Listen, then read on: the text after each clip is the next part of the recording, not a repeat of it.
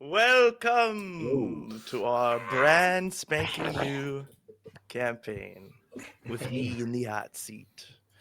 If this is your first time watching us, welcome. Thank you for choosing Ash and Blood as your first Hexagon campaign. We are the Hexagon TTRPG. We get together every two times a week, every week to play TTRPGs. Sometimes we talk shit, sometimes we roll dice, and sometimes we do both at the same time. Hopefully today is one of those days, as we will be beginning this campaign, which I have named and I've already said Ash and Blood. Ooh, the chill. Say it again, baby. Ugh. Say it again. Ash and Blood. Ooh, great one more googly time. moogly. Ash and Blood. Y'all have chose well. Hopefully. Now, can everybody roll 2d6 before anything? Get to take out my dice whenever. We're rolling right off the bat. We're early here. Select my die. I already know it. Sure, what die should I use for the Ash and Blood? I got an 8. Oh, yeah, do we give you a total or each individual, or how does it work for the layman? If I ask you to roll 2d6, you give me the total of the two. And if I ask you for a specific roll, you'll add an attribute to it, such as hack and slash, volley, discern realities, which we will all go over later. So Shadim's got an 8. Yes, sir. Drink up, you fools. Ooh, thank you. I'm Sans Drink beverage. the blood What do I and the do? ash. Yo, What are you, an uninitiated? You need to have your mason jar. Listen, I'm waiting for a hot coffee. Okay, yeah. Better be scalding. It's made Thank you, with the Sheriff. surface of the sun. Peter, what you get? I got a 5. 5. Brent? 2 5s for a 10. Woo!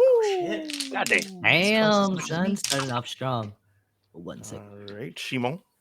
I got a 6. Very nice. Starting with the And fail last right off but the not bat. least, Bernier. I have a commanding 3.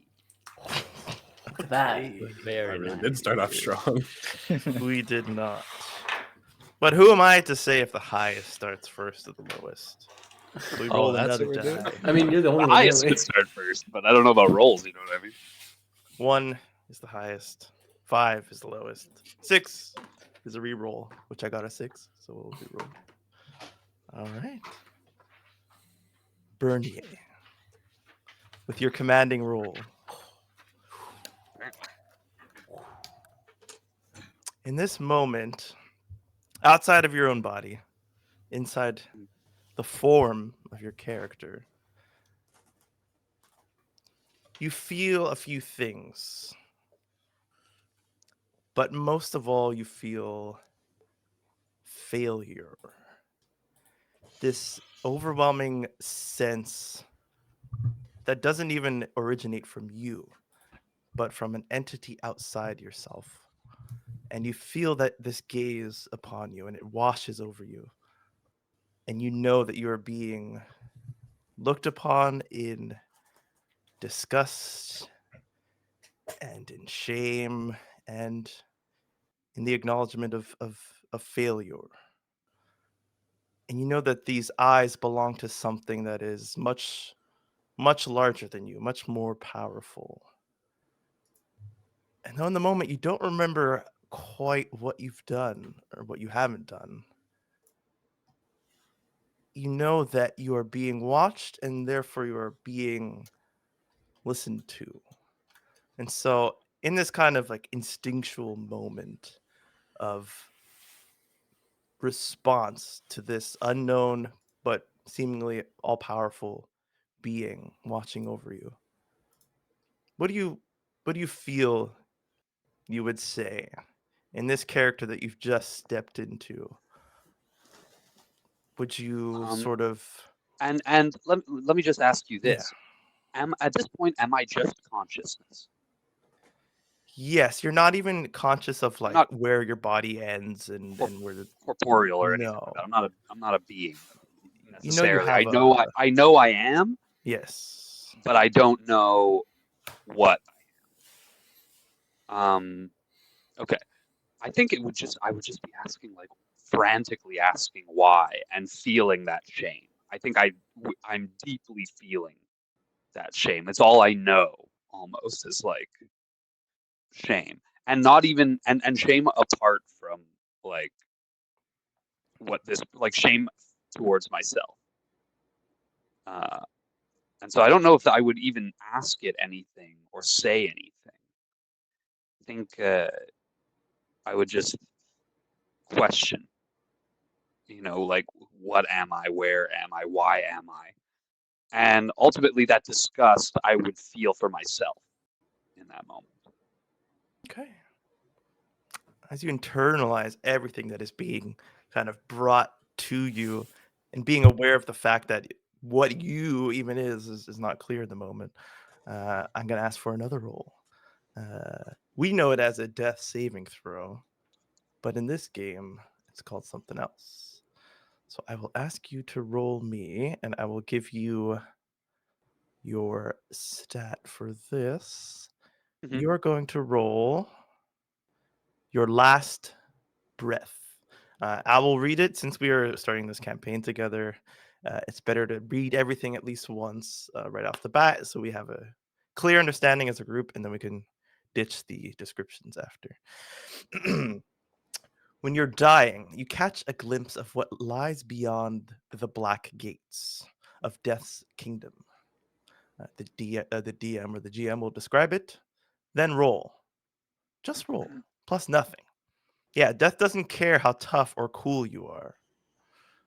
On a 10 plus, you've cheated Death. You're in a bad spot, but you're still alive. And we'll tweak this for the moment. 7 to 9, you'll be offered a bargain by Death. Take it and stabilize, or refuse and pass beyond. On a miss, your fate is sealed. You're marked as Death's own, and you'll cross the threshold soon. The GM will tell you when. So we get a clear just roll understanding of the rules. Yes, obviously, you will not die on the first episode before you even get into your character's boots. I was so worried. I was just. But as you character that are was- you're in this border between life and death, it only seems suitable that I make you roll for it. That's an 11. 5 and a 6. Damn. All right. Wonderful. You are internalizing all of these feelings, and they almost like stack up together, the shame and the disappointment and the expectations that have now been cast aside.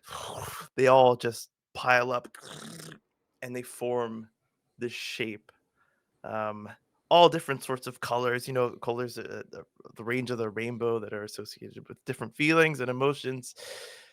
And they all come to settle around what has now become you.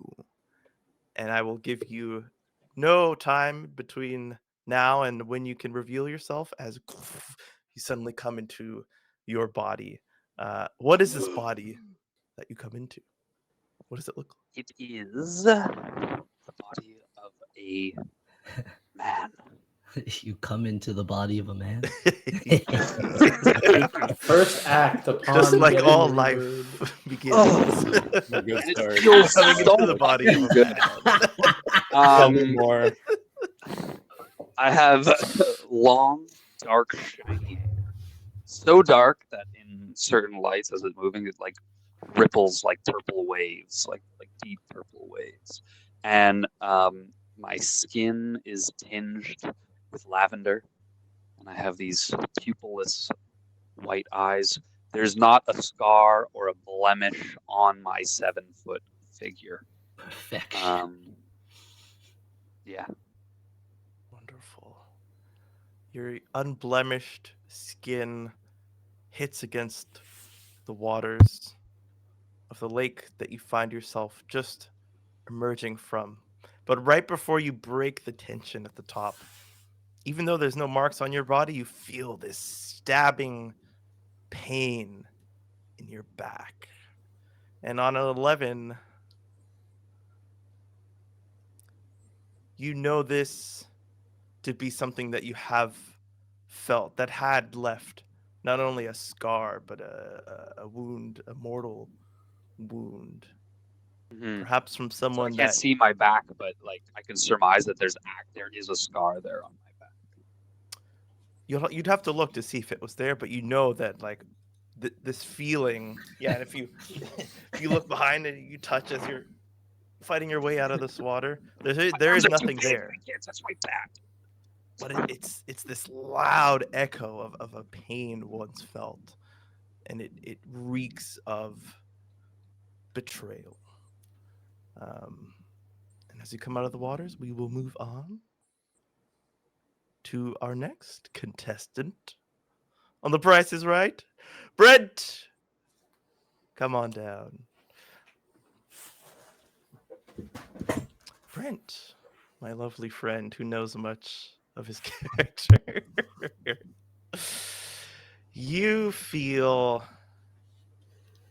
fire. This, and not in like the philosophical sense or anything like that. It's pain, it's burning, it's hot. And it doesn't come from you, but it is directly being aimed at you. You feel purposefulness behind this fire as it hits every inch of your body. Your skin is melting away. Your everything is just breaking inside of you and melting and burning up. You might look out and you see these hands that are just covered in flames and falling to ashes, falling your hands, your wrists, all your arms, your whole existence just seems to wither away in this flame. Like even the bones, essentially, The just bone, ashing. Okay. everything. And you feel this deep sense of unjust. Like you're standing and in front of this force being aimed at you, but you don't feel like you deserve it. You're not facing, whatever God you praise in your final moments and pleading for forgiveness. You're this fire is almost eating you away from the inside, but also building you up from the inside as you're consuming these flames and that feeling of not yet betrayal, but just unjust. It kind of burns up into this passion to get back at those who've done this to you. And that fire, it burns you away, but then it is you. And you just are flame and fire and drive and purpose. It's about drive. It's about power. We stay hungry. We eat power. Yeah, I guess burned away, the consciousness remains within the flame, takes control of the flame, is the flame. Control, exactly. I'll ask you to take control of your fate right now and roll me 2d6 for your last breath. Just a quick thank you for another subscription for 11 months in a row. Thank you very much, Julie. Did I miss a clapping? You didn't. You- No one clapped thank us. God. Like, am I that zoned in? Thank you, Julie. Yeah, woo! I'll drink to that. Hello, and Thanks for the good time, Julie. See? She did the thing. That breath was a 7. That breath was a 7. On a That's a 7 to 9, Death will You don't offer want you bad a breath. bargain. you feel something contain you. Not necessarily douse you at all, but just keep you in one shape. And this voice just kind of like echoes out in your head. and it asks you, what are you willing to sacrifice in order to get back those who have done this to you? I feel that sense of unjustness, but I don't remember anything else, right? I don't feel anything else. I think can I think? How well can I think in this moment, if I may? Not How much very autonomy? well. It's the question is more of like how much are you willing to give up? Very little, only what's necessary, a little bit more, or anything and everything. Very kind of like abstract. You can think in terms of like abstract concepts and stuff. Well, I think being this kind of formless consciousness that burned away and essentially inhabited the empty space that was left, doesn't really have a concept of something to give up. I am nothing. I am an absence. I am what destroyed me. So I think anything.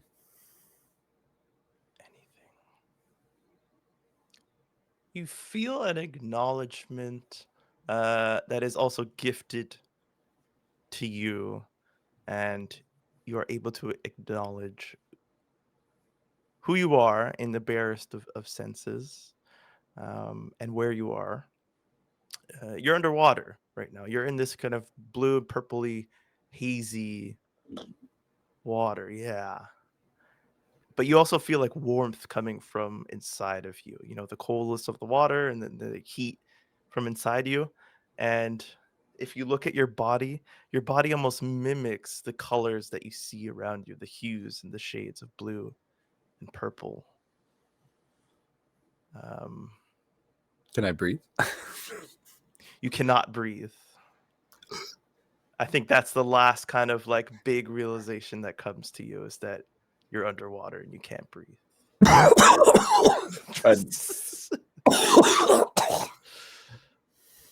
Beautiful. Fighting your way out, like all of us have at the beginning of our lives, fought our way out from the womb. You come out, the water, you see it kind of like bubble just from your presence. You cough up this water out of your lungs. And before you can take in anything around you, we will move on now. I think I folded my paper up that I wrote the orders in. So we'll just go with Peter. Oh my. I'm here, I'm ready. Peter, you feel, and this is not done purposefully, but you feel something similar. You feel fire, you feel flame, but it's your own. It always has existed within you. Whether it's real fire or whether it's this passion for something that burns inside of you, that's not clear, but you feel this heat that's rising inside of you, and your mind goes to like fire and passion. But you don't know what it's yet aimed at. But you feel that you must aim yourself at something in this moment. You are burning up, and if you don't release, you will wither away from your own power. And for a moment, your mind kind of like focuses on something. Like you feel this vision coming clear of like a humanoid shape, and that is all you need to make something inside of you break. And that knowledge that you need to release your power, your inner passion, and this figure that is there in front of you, that something connects with those two things. And you just give yourself to this power, but you also give it away, and it leaves outside of what you know yourself to be, and then in that same moment you kind of lose your knowledge of who you are, what it means to be. Like that knowledge is burned away along with that release. Yeah. I'm going to have to ask you to roll your last breath, whatever little remains of that form. Mm-hmm. Just like the last ember. The last ember. That is an 8. That is A hot. on an 8. You are offered a bargain. You come into this form and you feel it, like the parts of your body that touch, they feel soft. They feel like there's something between like your skin and bone and all that, and the skin and bone of the other body part. There's some sort of, not friction, but like softness Mm-hmm. that's rubbing up against each other. And it feels heavy and wet. You feel this like wetness around you as the softness turns kind of, denser.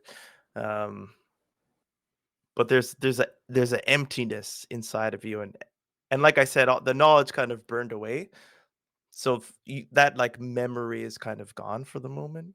But you do feel like emptiness inside you where that passion was. Mm-hmm. You don't know what it was that was there, but you definitely know that like there's something missing in your core. Mm-hmm. Like you're like a bagel. You just have this empty hole in the middle. Can we say I just sort of float there? That emptiness like sort of overcomes me, and I, with the weight of this thing in the water that's holding me down, I just sort of go with the current and with the flow. And I you're don't going really with fight the it. current. You're floating along like another bagel in the river, just floating, as bagels do.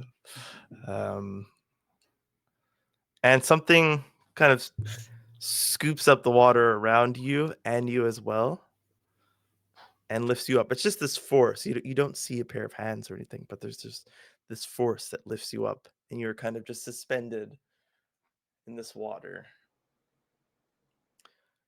And it asks you,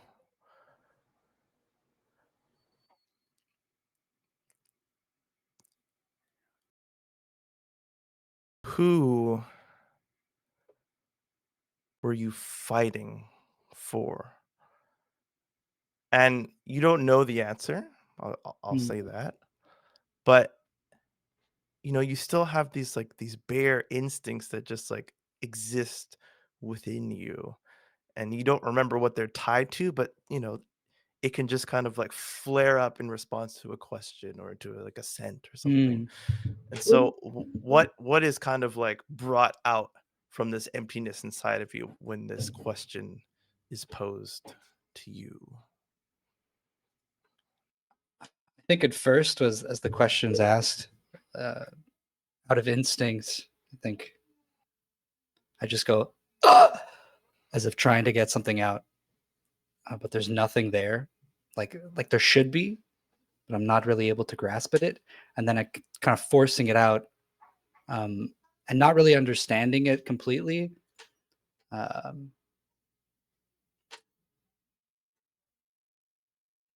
say, the dragon.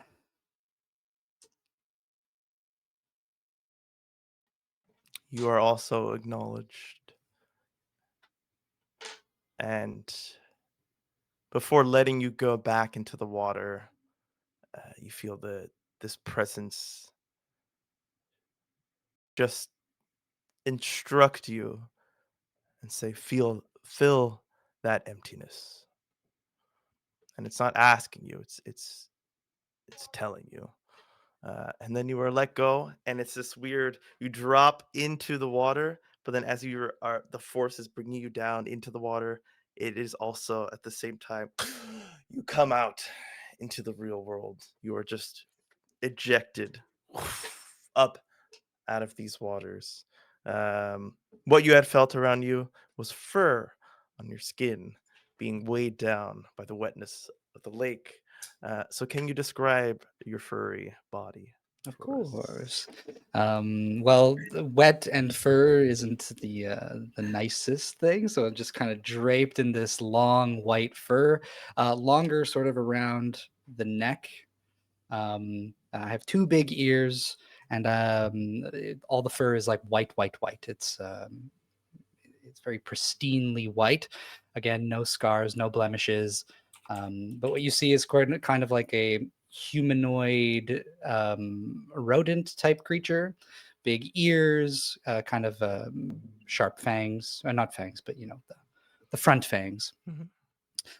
And like black eyes that kind of reflect the light in a reddish tinge, almost like a bit like an albino rat, something like that. And he does have a long tail, and his legs are kind of, although he's humanoid, if he were to get down on all fours, he would look a little more bestial than humanoid, let's say, in terms of the anatomy of the legs and arms and stuff like that. But I think that's it. I think he's just in his fur, in his birthday suit, I imagine. I can hear Larissa's pen scratching the paper already. The furry man. And as like the water droplets come off of your body and hit the top of the lake and break the tension, we will move to Simon. We're kind of going someone who knows who they are, someone has no idea, someone who knows who they are. Simon. We're leaning into this fire and this heat and this passion. You feel warmth, like you are just surrounded by it. Whatever it is that you are in this moment, you are encased in warmth, very comforting warmth. Your home, wherever you are, this is just where you've always been. And you hear these sounds kind of like water, but more like somebody speaking to you through like a barrier of water, muffled sounds, but comforting as well. The tones, the garbled words, they all hit your ears, and they fill you also with this warmth that you're surrounded by. And then that warmth is just gone, and it is cold, and you are alone, and there is no voice. There's just, well, there is no you really, because what is you? But it's cold, and you have to be something to be cold. But the cold isn't coming from outside like the warmth was. It's coming from inside of you, and it feels terrible. And it withers away at you from the inside. And then you're still there. You feel like you've been eaten away by this cold force, and whatever meaningless concept of what you are that you did have, you felt like it was eaten away. But here you are. You're still feeling these things that are being described to you. And this new warmth comes over you. But it doesn't just come over you. It helps build what you are. You're only feeling warmth in like your feet, because this presence is helping you build up your body from the ground up. It is showing you here are your feet up through your legs and your blurred midsection, and then your torso and your arms and your head and your hair. You have hair. And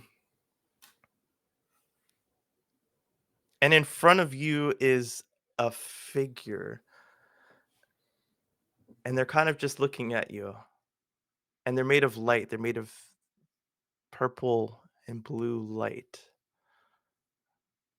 and you can barely kind of make them out because everything is purplish and blue, but there's this outline of this person, and they're just pondering and watching you.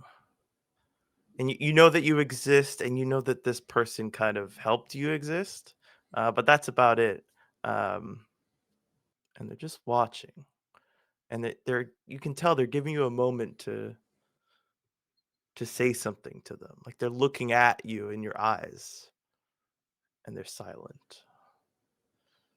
And somehow you know that you can like respond with, it's this rush of like you realizing you have a body and what that means and what your brain means and what things that it can think of and concepts and all this stuff. It's all new to you, but it's also all like at once. And so without too much specificity, you do feel like you can ask this thing a question or make a statement in a very general sense.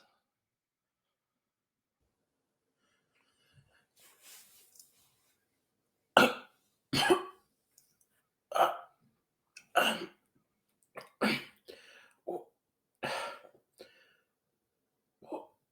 am I?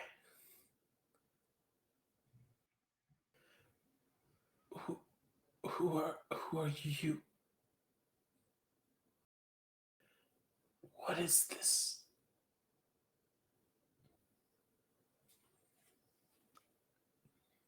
The hand drops from the chin, um, and you see it goes to stand up as if it had been sitting on something kind of supporting its body. And as it stands up, it's this weird like the more its body moves towards you to stand, the larger it becomes, and like the smaller you feel until it reaches this height that like almost cranes your neck entirely to look at. And this space that you're around just fills with this echo. And he says, keep questioning, my son. And you kind of lose his form in this vastness of blue and purple, like I had said. And although you can make him out within it, now suddenly it is just he's too big. Everything it's too much. uh and it all kind of like comes crashing down towards you.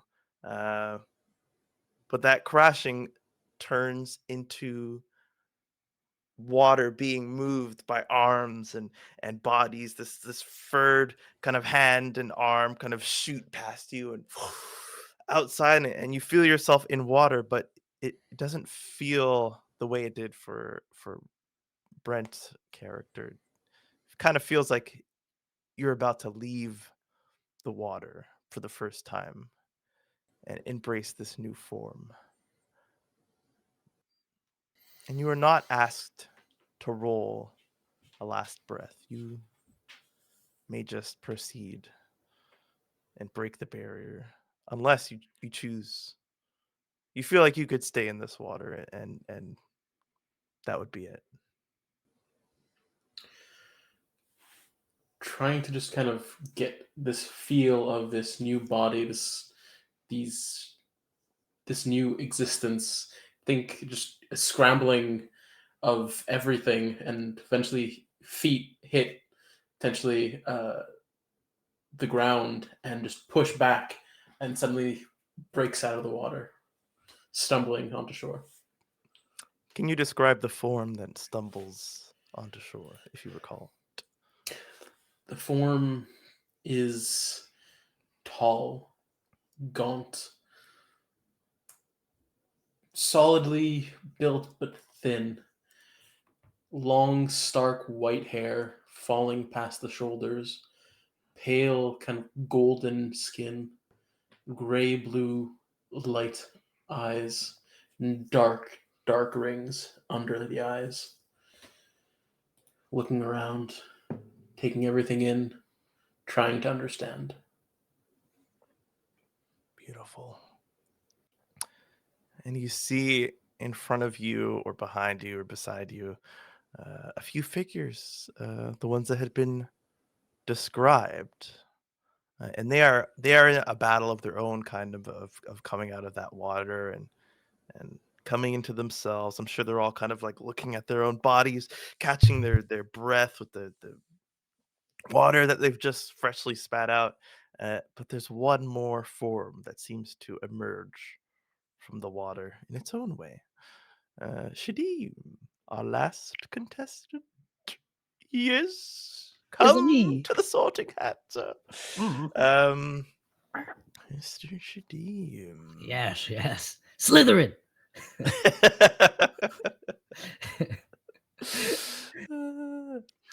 You, whatever that means in this beginning of the campaign, you feel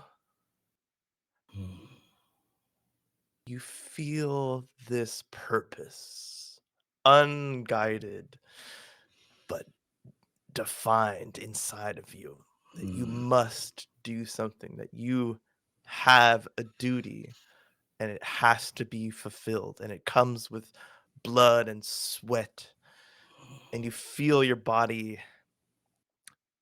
heavy with exertion. I think in this moment you do feel like you are somebody, and you're not sure who you are, but your body is fully formed. You have to do this thing, not this one specific thing, but this desire in you, this goal. You have to achieve it, and you have to work for it. Burns me inside. Burns you inside. But then, almost like it's like a meaningless thing. It's just that it's gone. You don't even have a moment to kind of acknowledge it. You had this intense, passion for what you were doing, and you were giving your body to it, and you weren't done. You weren't even getting started, and then silence and emptiness. Snuffed out. Exactly. Hmm. And whatever is left of you in this moment, it feels like it's all the same moment to you. Whatever is left of that, I need that to roll me 2d6 for its last breath. That is a hot 9. Every time you say hot, I don't know what to expect. That's what It it could be is. a hot 11, it could be a hot 2. Okay. So there's this flash that you get of like energy being given to you. Somebody like filling you up with something, but it doesn't feel right. You just experienced this like this deep thing that was inside of you that you filled yourself with, Yeah, and this now is cold in my veins. yeah, but it's like it's somebody is filling you with this cold energy, and it is power, but it's not your power. um How do you react? You do remember kind of how you felt in the descriptions, but again, you don't know like the specifics. I think even filled with this essence, I'm still empty. No matter, it almost feels like my body is my own, but puppeteered by somebody else. And no matter how much I try to fight to keep a peace, I'm just not that peace anymore. I have this thing's goal now. Whatever's fueling me, whatever gives me life, is also my purpose now. You rolled a 9, correct? Yes. You feel this presence, and it's kind of like a dream where it's all like happening at once. But if you take a moment to think, it doesn't, like, the timeline doesn't truly make sense, but you're experiencing it all as if it's kind of one long moment. And you've gone through this life of you having this purpose, and then being filled with someone else's purpose, but then that becoming your purpose. But there's a presence that kind of like, it's almost like a hand on your shoulder, and in that cold purpose that you are beginning to accept from an outside source, you feel this warmth and it's as if it's your own hand on your shoulder, but not this cold version of you. The old version of The you. fiery passion cry. Passion. Oh. Exactly. You hear that, and it gives you a +1, and that 9 becomes a 10. And you still have the choice to reject this warmth that is almost like borrowed from your past self. But you Yeah. feel it wash away the cold. I miss the familiar. Mm. And if you let it, it kind of puts, there's 2 weights on each of your shoulder, and you feel it pull you out somewhere, and it still has that passion of achieving a goal and getting the work done. And kind of everything is kind of abstract, but like that much is at least clear that this presence is both you and it's not you, but it's here to help you figure out and put together the pieces between what happened in this moment and in this moment and everything in between. And as it lifts you out of the water, and suddenly you realize it wasn't lifting you, it was you all along. But what is you, Shadi? Why don't you tell us what this looks like as you kind of like you raise out of the water like Christ on the I on the think drop. as I like breach, at first it's kind of like standing at like 5'10", just like this extremely dehydrated, like dilapidated, like mummy almost. It was like dried out and cracked even in this water. And as like this water washes down and trickles off of me, the body starts to like hydrate back and fill up into this the slim but muscular build, and feathers grow out and a beak starts to form. And I'm this a humanoid looking bird man is standing before you, who's like a mix between harpy eagle, so it's got like the weird like tuft almost in his front and like a sharp beak, and a crow, so he's fully black. And I think with that surge of energy of my old passion, what were gonna be like wings and my arms kind of melt down and become hands again, and my feet become more humanoid but still taloned, and I stand up a little taller as I'm kind of floating over this water. Wonderful. You find yourselves on a beach of some sorts, surrounded by strangers, and yet the strangest thing is that you don't even know who you are. And I'll leave it to all of you to kind of decide what you're doing Oh, as you're man. alone here, but together. The 5 of us? Or are there more? At the moment, it's just you guys. Okay. Do I also like walk on the water too, or like what happens after I float? I mean, you just like crash back down and Felt great for a second. yeah. I'm like, birds can't swim. Like, The only flapping one around. who's like visibly unshaken, I would say, is Simon's character. Yeah, I think I'd just be splashing around violently at the top. Just like All of those sensations we felt are gone now, though. Now it's just the cold water, the hard sand. But you remember all the feelings and the fire and all that stuff. Haggard breathing. Get onto the beach. I think call out, "Hello, who are you?"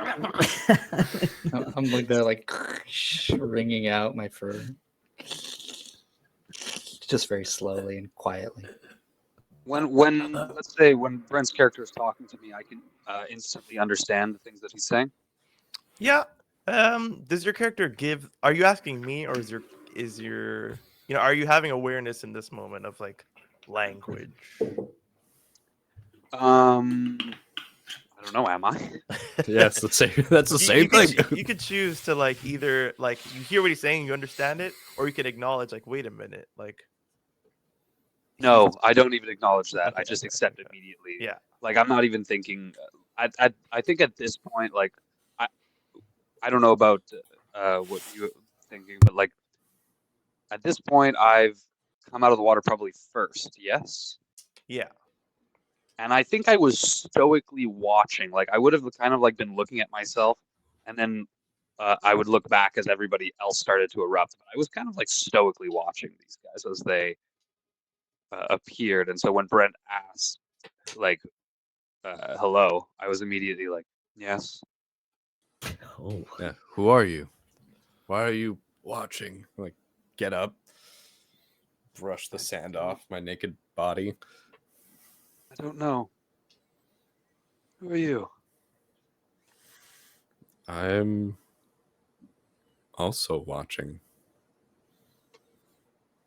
Huh. We're on the same boat. I don't Boat. know what that is, but it just came to me. Water and boats. Sand. Uh, It's like Yeah, Like- you guys are like, this is how it is. You say things and you're like, wait, I know it. Like, I just know what that is. Like, I didn't know what that was, but now I know it, and it's as if I've always known it. yeah, and then it's like, wait, I understand you Yeah. as well, and these words are the same thing for you that they are for me. I feel like I want to point over at Peter's character and like, mouse. I don't fucking know. One of my ears kind of like. What are you? Halfway. I think my character's just kind of like lying down on the sand and like notices just the sound around. There's others. Do you all live here? No. is he? Is Moving this hair out of home? my face. Do you know? I know I exist. I know I am. But that's all I know for sure.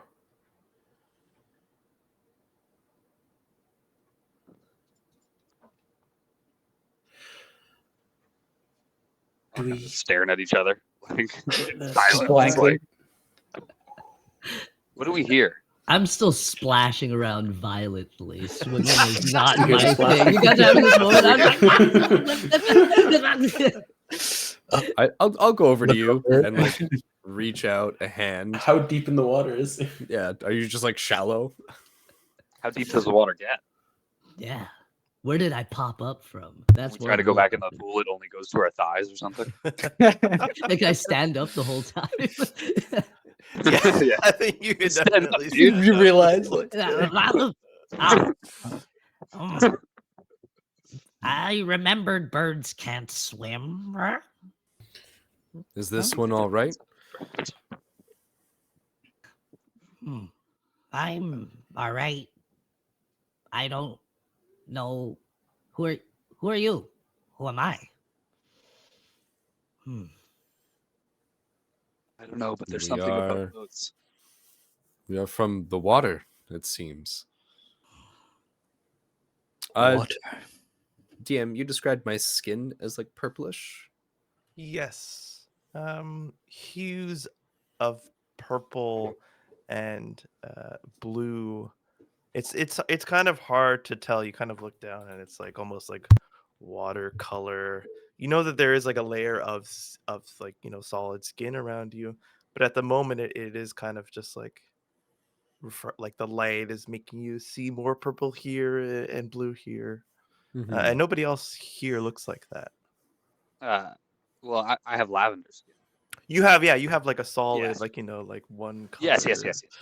But you're like a mix of colors. Interesting. Yeah, and the water is kind of also these colors. Yes. Would you like to roll? Yeah, I like scoop up some water to like see it against my hands as I walk beside my newfound companion here. Wonderful. I You like brought my attention to with all your splashing to the water itself. I'd like to say though, I mimic your gesture of like scooping up the water, but as soon as like the water like touches my hands, I kind of like flinch backwards and I sort of like fall on my butt back onto the beach. I'll be like, last I remember, burning passion. Burning. I was burning too. So was I. All of us burn? Look over at the other two. No, that wasn't my experience at all. No. Was it supposed to be?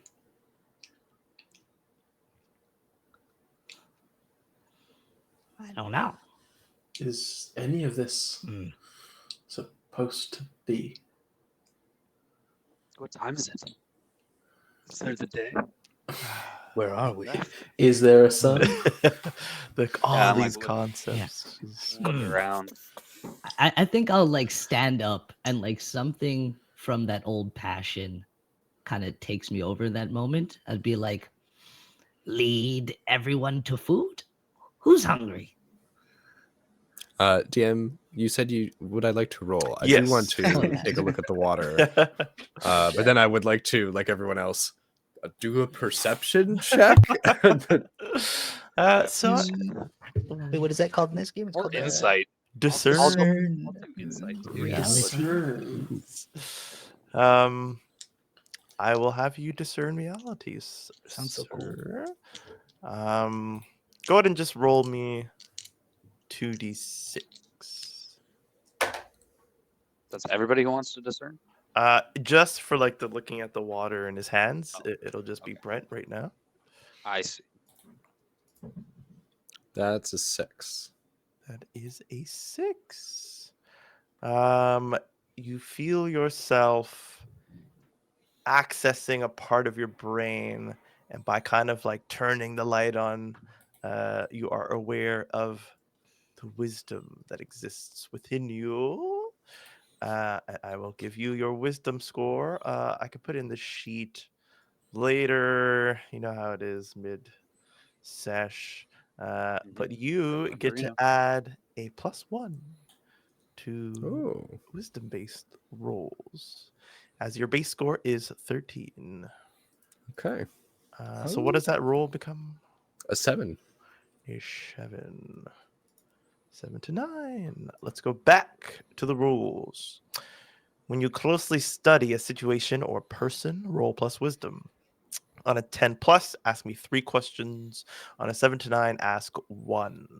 You get you get +1 forward when you're acting on the answers. So any roll related to acting on whatever answer I'm about to give you gets an additional +1 on top of any other bonus that you might already have.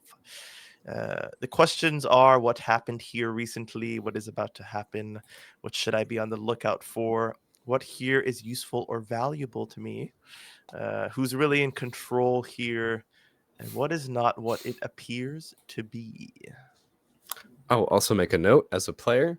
If you go into Roll20 and you click on Discern Realities, it will roll Have the whole in the chat and tell you what you can do. Nice. That's So I awesome. have the questions here. I can only ask 1. These are all pretty good. A lot of questions. I'm looking at the water, and the reason that I was looking at the water was that it looks just like me. So what here is not what it appears to be? Okay. You're looking at this water cupped in your hands, and it's not a perfect bowl, so some of it's spilling through, the cracks of your fingers and outside of your palms. Um, but you see in the reflection, uh, you see your own face,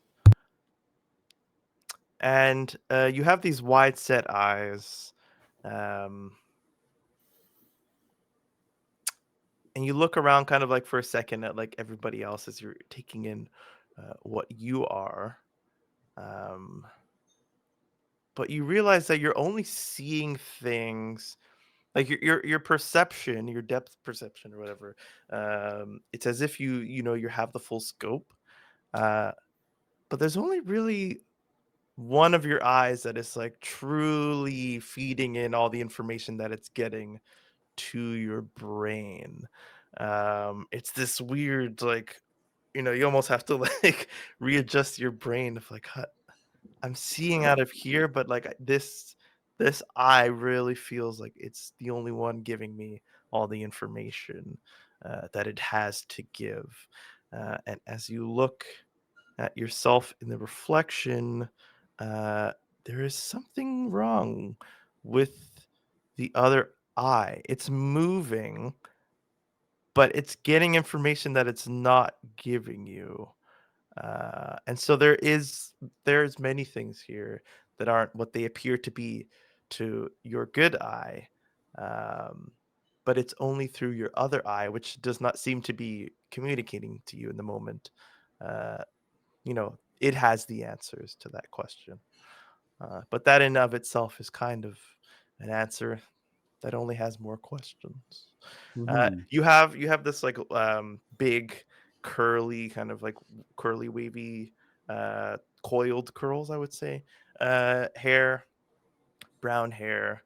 Um, you have this, it's hard to see the colors because everything is kind of purple and blue, but you definitely see that the hair is darker. One of the eyes is much lighter than the other definitely has some like dark pigmentation to it, and you just have like this soft hairless face, um, and then maybe most of the water kind of eventually trickles out of your hands.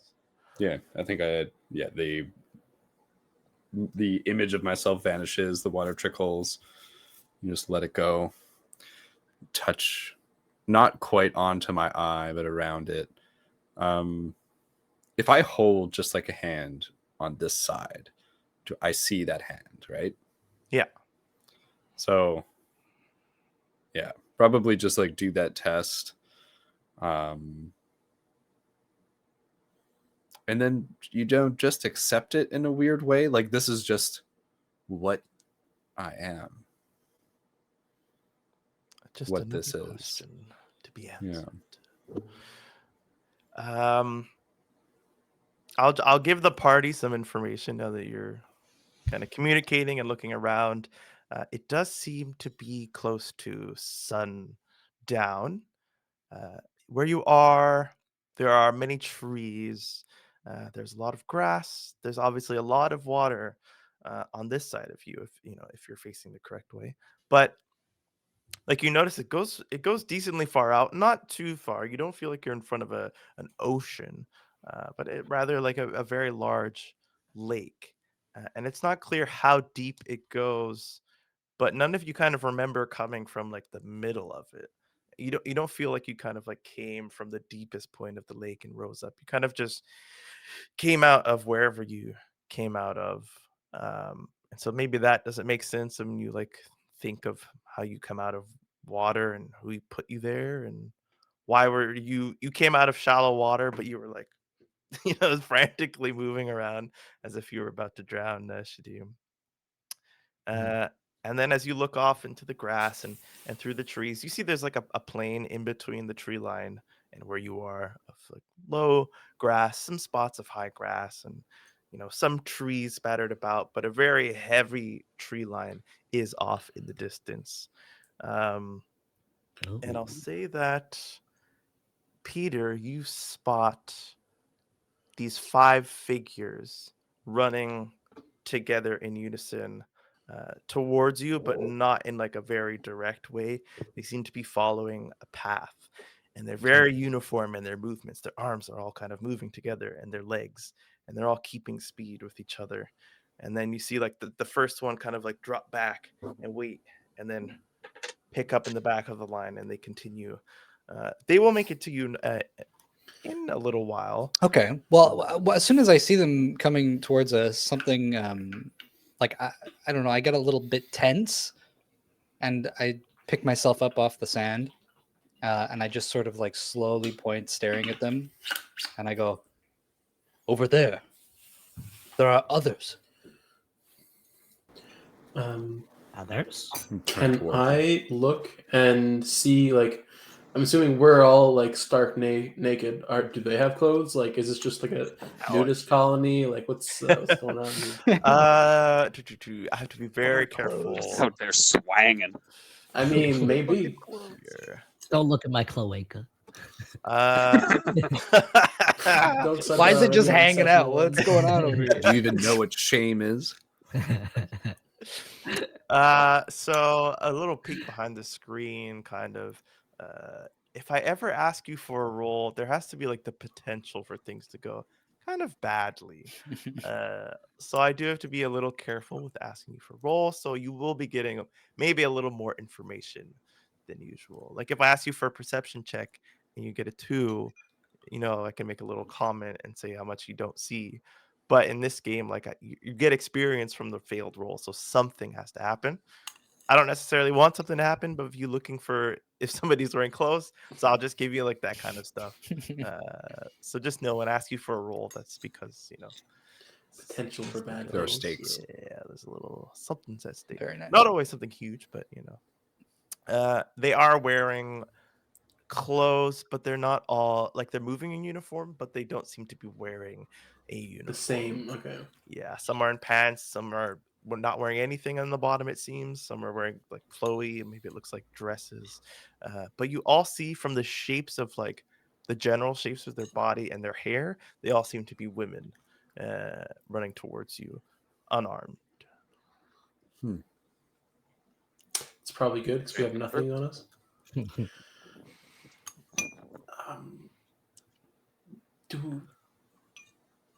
Do we wait? They run with purpose. And I feel like I don't have a reason to run. So let them run to us. We are ready here, as we are. Are Naked? we ready? Maybe. I sit down. 5 of us and 5 of them. Why would we not have everything that we need? I like clench my fist, and I think I'm trying to feel myself fully, like almost like flex, like what do I have at my disposal? Yes.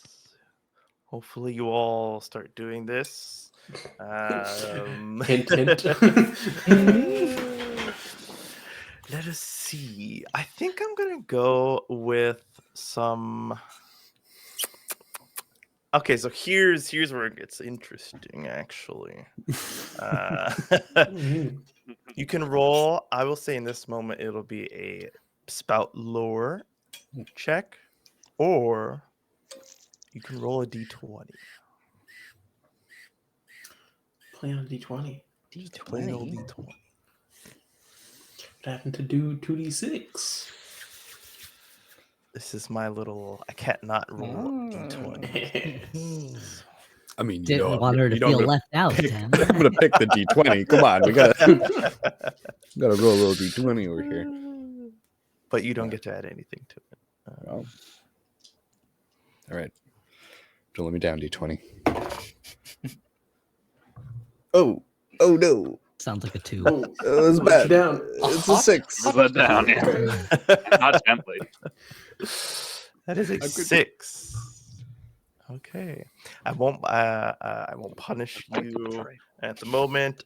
Just because I realize At I the didn't moment. give a clear description of what's at stake. So a 20 to 18 is a critical success.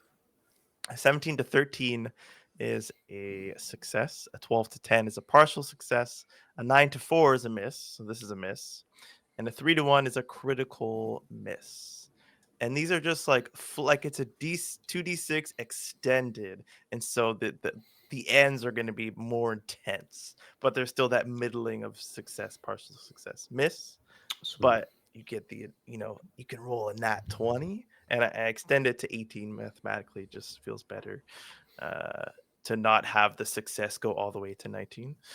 So 20 to 18, but then also 3 to 1 is a critical miss, and that's when I get to throw cows. Take us Can't back to wait for November. He's goofing. But on a miss, I'm going to ask you to choose one character in your vicinity. And maybe just tell me why you just chose them. It doesn't have to be any huge choice. Because I feel something like steel myself. I look towards my bird friend who I walked to the shore with, to see like probably the one that was like maybe so different from me too, with the feathers. How you would ready yourself? I think I'm just sitting, really, too. I think I'm just sitting. There's people coming towards me, and like something in me that's comforting, So, yeah, I'm like look up at you. You're doing something. I look down. I keep like looking back at you, like for direction, kind of. I'm like, And this like burp, almost like a hot burp, comes out of your body, but it's not a burp. It's like words. Brent, you have the move called "Give Me Fuel, Give Me Fire." When you gaze intensely into someone's eyes, you may ask them, but you will have to ask them in this moment for the fail. What fuels the flames of your desire? They'll answer with the truth, even if the character does not know or would otherwise keep this hidden.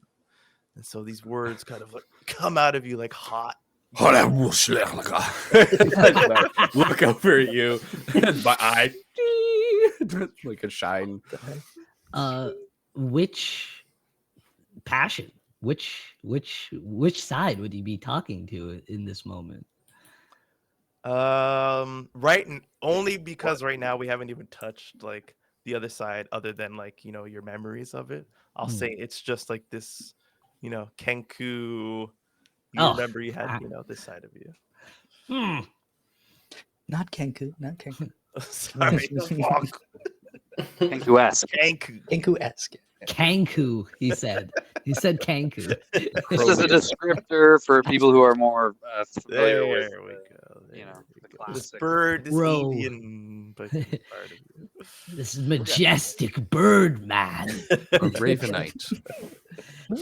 Tonight. I think it would, like, deep down, it would probably be to craft. And I'd be like, to make. The apostrophe. Oh, what the hell is that? Oh, sorry about that. But I think I'm happy that like you did what I wanted you to, like in that. So I'm just thank you. For what? Telling the truth. Wow. You will make, and I will help you. Just ask. Okay. Why not? Make. Do I get like inspired by that to make something? Well, right off the bat, I'll say that you unlock the knowledge that is a skill that you have, and so like only now does it become canon that you recall it. And so you know that he kind of like forced this out of you, but it also Yeah. like it helped you remember the skill that you had. So I think like with this feeling, I'll be like, yeah, to make. And I think I'll want to like look around for like a nice tree or something, like with a big strong branch, and try and like make a little makeshift like javelin. Okay, sure. Like sharpen it on like a rock or something. Or if there's something sharp. And I'm just like run like make like a really or like a crude spear, I guess. Wonderful. The bird character runs off towards a tree. You find this strong tree. It doesn't like crumble away at all when you go to touch it. The bark is tough. Um, but you do look around and there are some branches that have fallen off the tops. And you can pick it up, and it has this kind of weight to it. But there's just something about it that's off. You don't know enough about anything right now to know why, but it's not a bad thing. It's like interesting. Aerodynamic. It's a material that that you would be familiar with, but yeah, it's a little more aerodynamic. It's a little lighter. It's kind of like well balanced, almost. Enhanced tree. How large a branch Beautiful are we talking? canvas. Like, How large of a branch would you want to pick up? I mean, at your size, like it's not crazy to think that you have one that's like Yeah, like a nice like as you are. 3-foot one. Wonderful. It made a weapon. Like Yeah, and against two you- trees, like sharpen it real fast, and they'll like run back and be like, "Make!" Oh, Incredible. do we need a weapon? You think?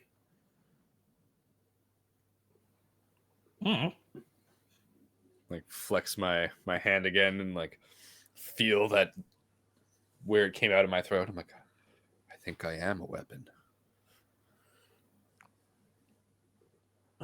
Maybe that shouldn't be the first resort, at the very least. What was the first thing we did? Breathe. drown, Breathe. breathe.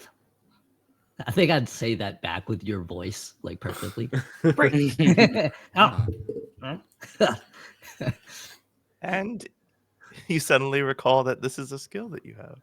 Oh, beautiful. Breathing.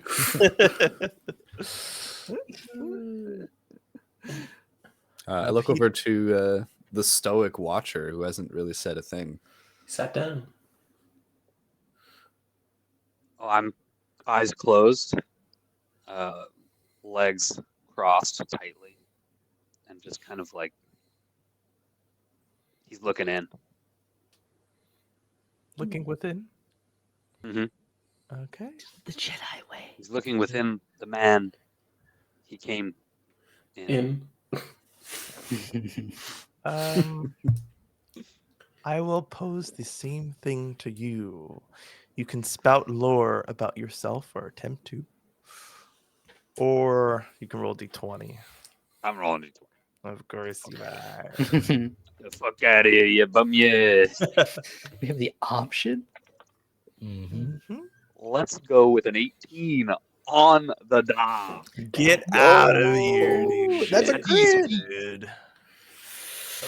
Sweet. Let's go. That's basically a nat 20.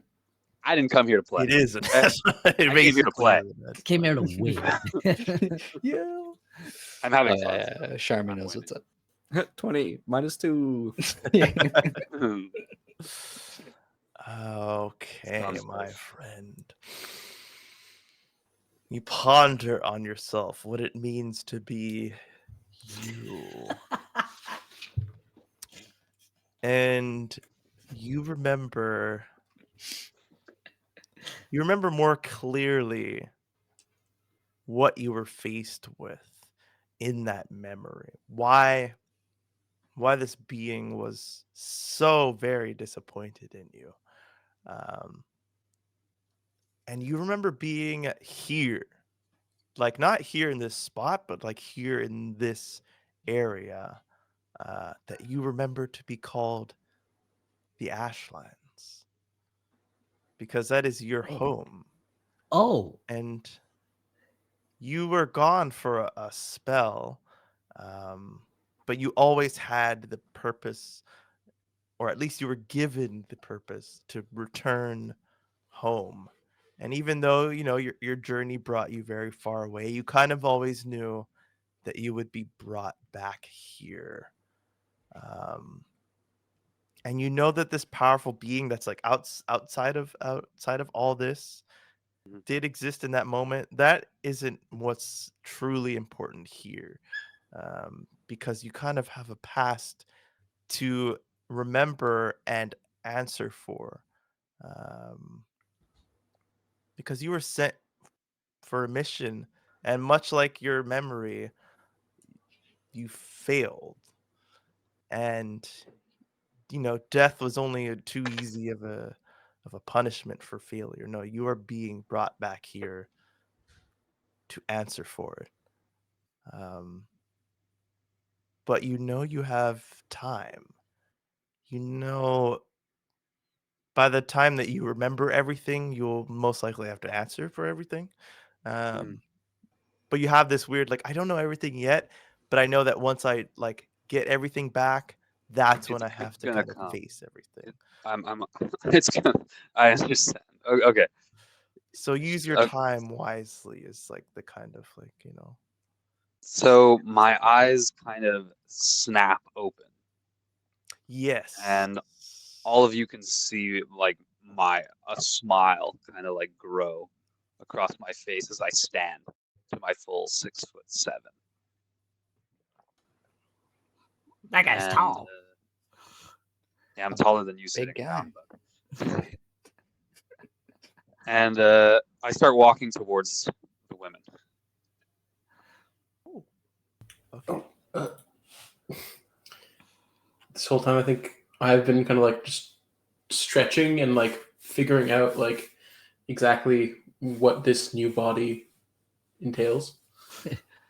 So I just like like seeing like figuring out my own dimensions and my own like just mobility. Mm-hmm.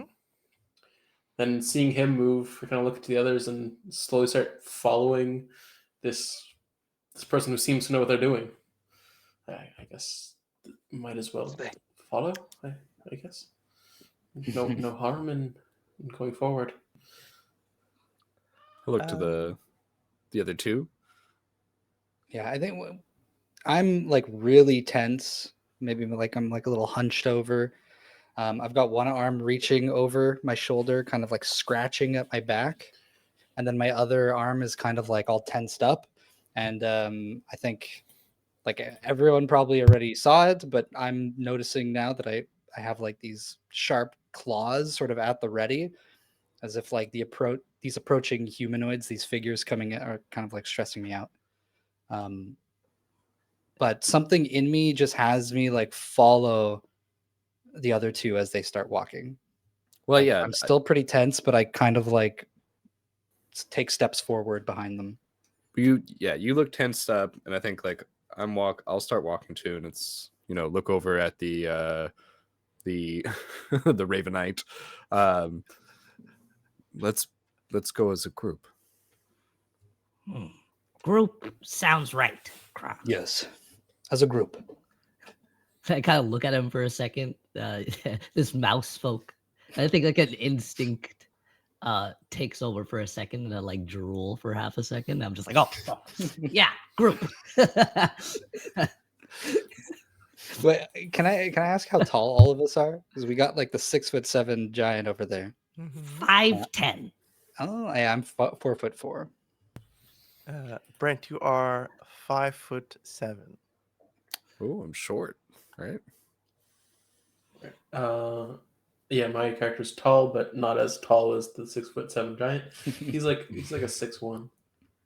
Hot. The hottest of heights. Peter, you The standard tall height.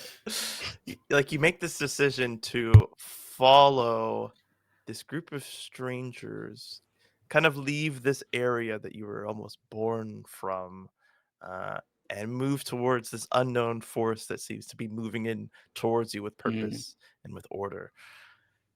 And you take a step and you hear from the other side of the lake, Pikinu. And like, Immediately whip around. yeah. I There's think I'd nothing whip there. around just from watching him whip around. Yeah, you just like, Yeah, and I'm like scratching at my back, like as if I'm trying to reach for something, but then my hand just kind of like slips down to my chest, and it just like stays on my chest as I'm like staring out over the lake. and you feel your party, continue to move on. The Evian one maybe stops and Yeah, I'll watches stop with you. them.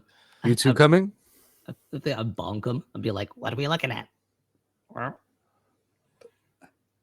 Pequeno. What's a pequeño?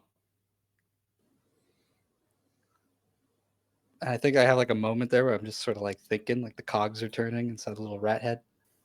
And I just go, Pequeno is Pequeno. Pequeño is pequeño. I say it back in your voice. Ah, God damn it.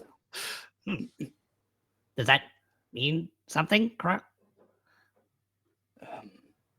Does it mean something? Do I have the... Can I decide what it means? Yeah.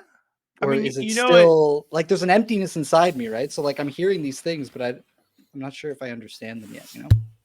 Okay, I will leave that. I mean, it was clearly directed at you. Mhm. Like your initial response of turning, like confirms that like something in you is like that word was meant to be directed towards me.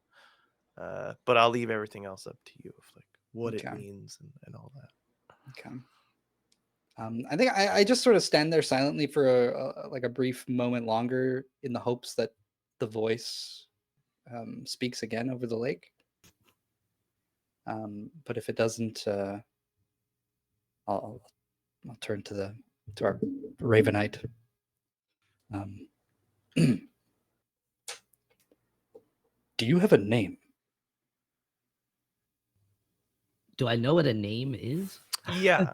Maybe everyone kind of has like a Name. yeah. Obviously I would have a name.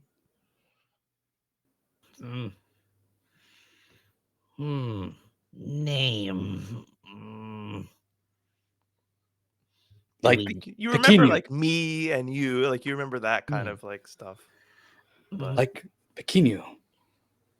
Pequeno remembers. Pequeño doesn't sound like my name. Mm-mm. I believe he's saying that's his. And pequeño has meaning. I don't know, but it is my name. Does a name need meaning?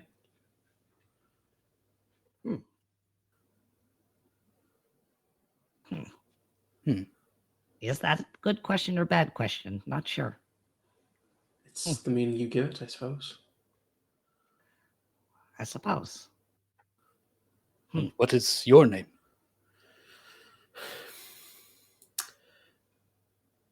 From vague sounds, I believe Basilar. It very, very faint, but I think it is, in fact, Basilar. Basilar pequeño. Basilar. Well, it must be. Basilar, you and the other two members of the party who have been silent for the last few moments, you all feel this. Well, no, Simon. Sorry, not Simon. I don't have to call you Simon anymore. Basilar. I can erase Simon now. You feel almost regret for giving up your name. Not necessarily because you think you're being taken advantage of, but you remember the power behind giving someone your name and what a name means. And even though that meaning is lost to you, like from this conversation that was just had about this subject, that like names, as far as you know, do have meaning and they are important. So like as soon as it kind of like passes my lips, it's kind of like there's this like feeling inside that's like a loss almost. Yes. And with that 11, Bernier, your name comes to you along with the knowledge of the importance of a name. Okay. Oh, that look was stone cold. And Brent, you know it too, but you don't know your name. You just know that it's important, and you remember Basilar. Like that name comes to you, and you know you're gonna remember it because you know it's important to know the meanings of these words that are given to you. But your own name still kind of escapes I your think mind. now that I have that knowledge, almost selfishly, I almost don't want to give my name, whatever it is. And now you hear the noises from the feet hitting the ground. They're not close enough in like striking distance or anything, but their shapes become more visible, although the light is behind them and the light itself is kind of going as the sun is setting. But you do see their figures and their shapes, and as they come into view, they keep that same formation, and at a safe distance, still like maybe like a minute of like a decent walk. They stop in line, and we will go from left to right. Um, the person on the left. Where did I put my notes? You see them have a shaved head. Their arms are exposed and their legs, but the rest of them is covered from this fabric that has a shape of its own around their body, but it is not like conforming to the shape of their body. The other has short hair that kind of goes out in like a circle around their head, kind of like an afro. Their hair catches that light in a way that lets you know that it's lighter toned. Um, and they have these lines coming off of the sides of them, which you notice maybe to be like something dangling off of what they're wearing. This loose fabric that is cinched at the waist, and as their arms fall to their side, you see these bands kind of fall from the elbow down to the wrist. The third person, their shape is more defined and it's more complicated. There are these interwoven, intricate fabrics and designs that make their shape pretty alluring. Even their head kind of goes out much higher than the top of their head would go before the rest of their head or hair, which you would recognize, emits out of whatever is keeping it standing up high. And a very thin neck sits below this very large hair. The other two look more similar. Uh, Now, at this kind of distance, they do seem to be wearing very similar clothing. You see shapes like on their shoulders and along their chest. Their midsection seems to be exposed, but the rest of them seems to be well covered, almost like a skirt, but like a heavy skirt. Uh, and the last one is small, very small, almost exactly like Pequeño. Little ears, little round ears, boop, boop, protrude out the top of them. They seem to be wearing, um, well, from this distance, it's hard to tell, but there's like little protrusions here and there around them that kind of match up as if they have like belts kind of like wrapped around them at different places. And you see braided hair, like long hair, but very defined, thick strands flowing out. Um, and they each pull from behind them this large cloth, and it billows in the air all together. And they all lay them down in the ground in front of them and take a step back, and they each get on one knee, except for one. The second to last one, who was wearing matching clothes to one of the others, this one has their hair tied up, but it still falls down to their shoulders in the same sort of braided way as the other. So this second to last person picks up their cloth and walks with purpose towards the tallest of you, the one leading the group. And so maybe you all kind of have this acknowledgement of like, you're not sure if this guy that you're with is your leader, but this woman is responding to his presence because, she is taking on like the kind of leadership role of her group. And they each kind of just wait there. So we will move on over to, well, each of you, do you approach or do you stand and wait for this eventual meeting of your tall friend and this strange woman? Yeah, if they're not going to say anything, I'm probably going to stop like a bit further away and watch this interaction. I go with him. I don't know why I wouldn't. And the rest of you stay behind? Yeah. 10 feet or so. Wait, the think woman's like leading him elsewhere? Like she No, there's she like is meeting in the middle. Yeah. Okay, Between our okay. two You parties. guys Yeah, are kind not of too like far. stopped. They're stopped. We haven't Those met two yet. figures. And you see Brent's character start to follow Bernie's character. I think I'd be hanging back, but I'd be staring at the tree lines and stuff more than anything. Out of some weird instinct to kind of like survey instead. Let's do a quick roll then. Ooh. Go ahead and discern realities for me. So that is 2d6. And you get to add, well, you already know your stats. Yes. But you suddenly unlock this statistic. Well, which what is do I wisdom. have? Wisdom? Oh, yeah. I got +2.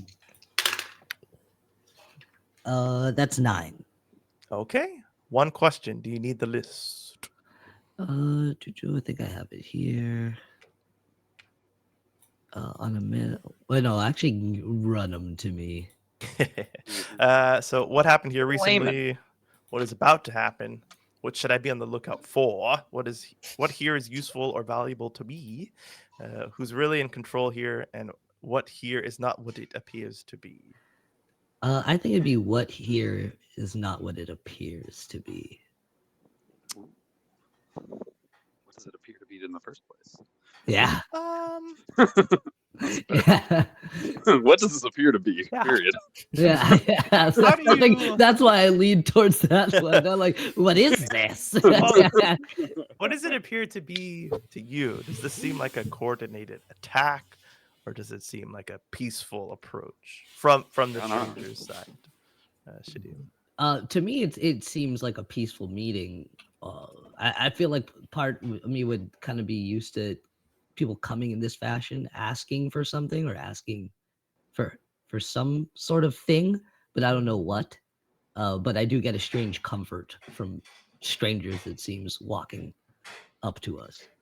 Okay. Then the only thing that is not what it appears to be, you all came together, you were all equally confused, but the way that this fucking hug of length, this tall man is walking, that there is a purpose behind that is guided by something.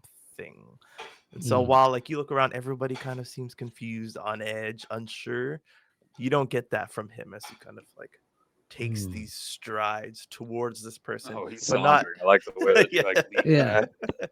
But like not like eyes, he's not going to attack them, but he's like, he's sure of himself as he's going. I think my like eyes kind of narrow as I'm scanning, and it'll stop on him, and like I'll get like a flash of that old orange glow in my eyes, and then I will instinctively, I don't even really know what the feeling is, but I know that he knows more.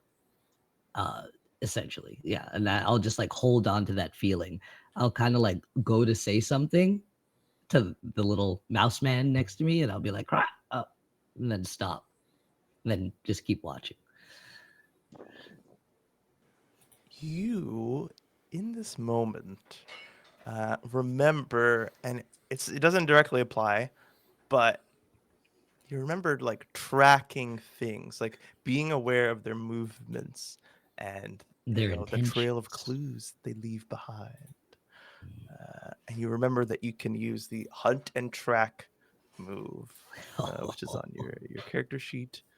Obviously, it's not something that's particularly useful right now, but kind of like in this state of like you watching something, watching its movements, you know what it's doing. You remember doing this in another scenario. And I think I'll like stand up a little straighter. I was more like hunched, a little bird-like Mhm. bit. Now just like, and I'll Wonderful. watch silently. Well, now we get to it. The moment of meeting somebody new for the first time. The only people within earshot are Brent's character and Bernier's character.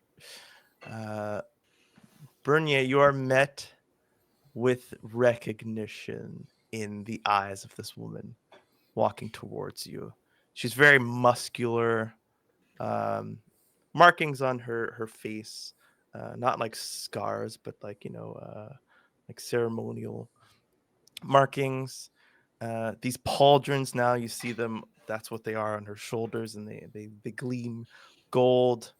And she just wears kind of like like almost like bikini armor, but with like dressings of cloth and of other softer fabrics, kind of covering parts of the midsection and of the shoulders and on down the legs.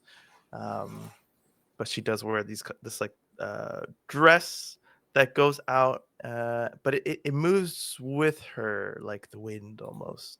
And she stops and she throws this what looks now to be like just a large piece of fabric, like very light fabric, at you. And I she clasped crosses it. her arms. Ah, I was wondering when you would come back. Huh. I've come home. That much I know. Yes. I was told. I betray myself. I do not know who you are, sir, but I know that you are meant to be here. We were told you would be coming back today. We did not know you would have friends. Who are they? Yes. They are Ah. good souls, I believe. Good for home. So you don't remember. Okay, was just testing you. Listen, you don't know me, but I am here to help you. We are connected, I believe. But we must take care of them first. They are not like Yes. you. I don't know if you already have noticed that, Yes.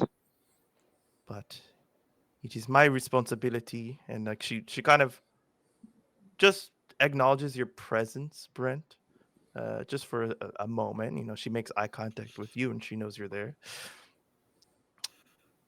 It is our responsibility to guide them and help them find their own way.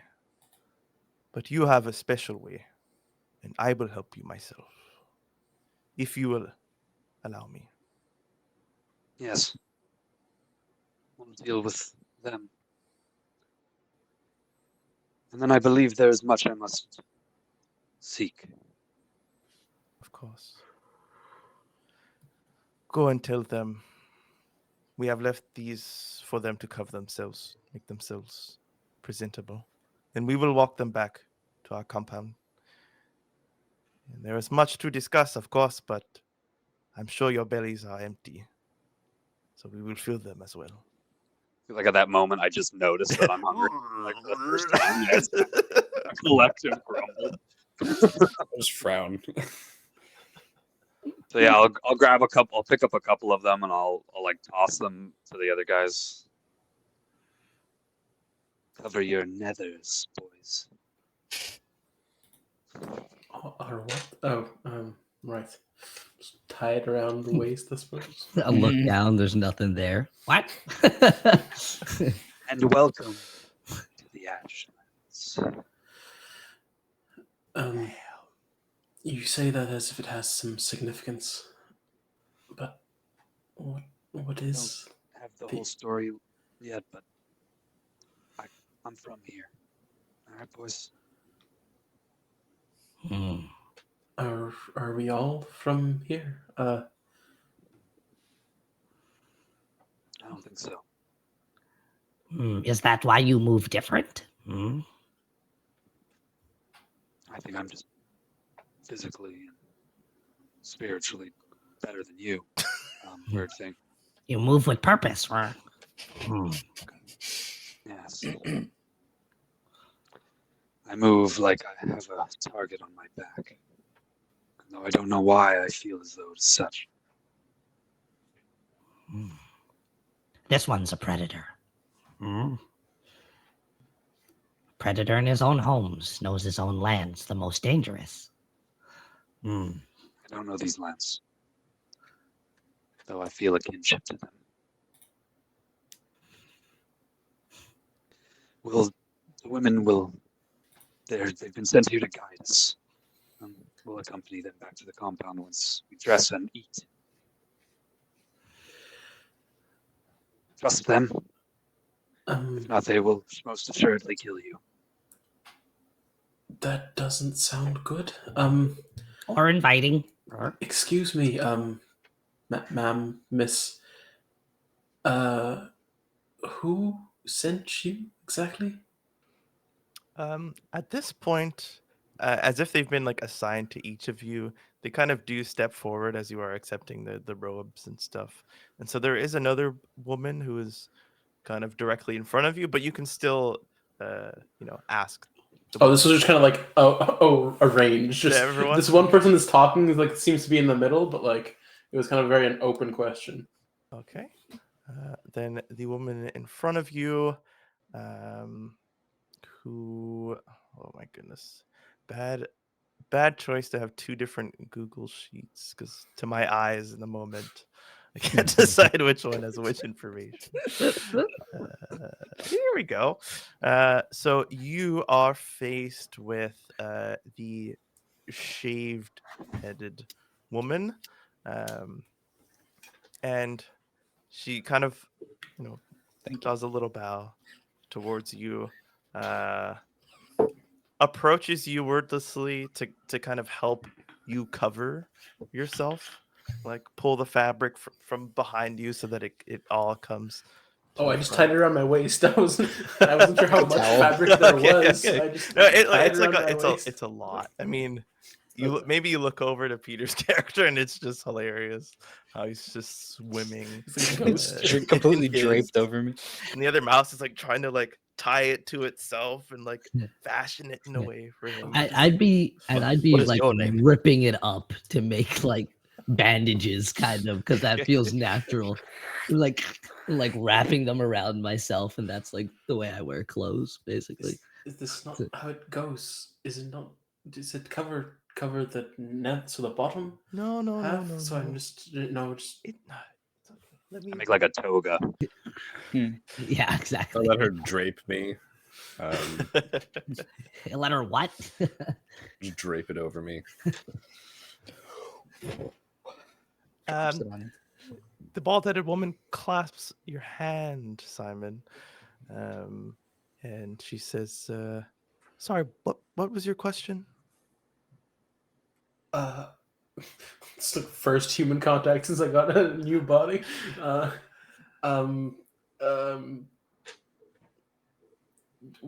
Who sent you? Oh, we have been stationed here for a few months now. We are friends. We are not here to hurt you. We're here to help all of those who escape. Not escape. Sorry. All those who come from the Kufua Lake. Yeah. You. Is everything all right? There's something about your face. Is it not right? Is there something missing? Yes. What? It looks. What's missing from my familiar. face? She goes out to touch. How do you Like, respond to flinch like back a little yeah. bit? Okay, she gives you your space. There's much to discover about you. You might. No. Sorry. We will address all this later. We are here to make sure you're okay and start you on your path to remembering who you used to be.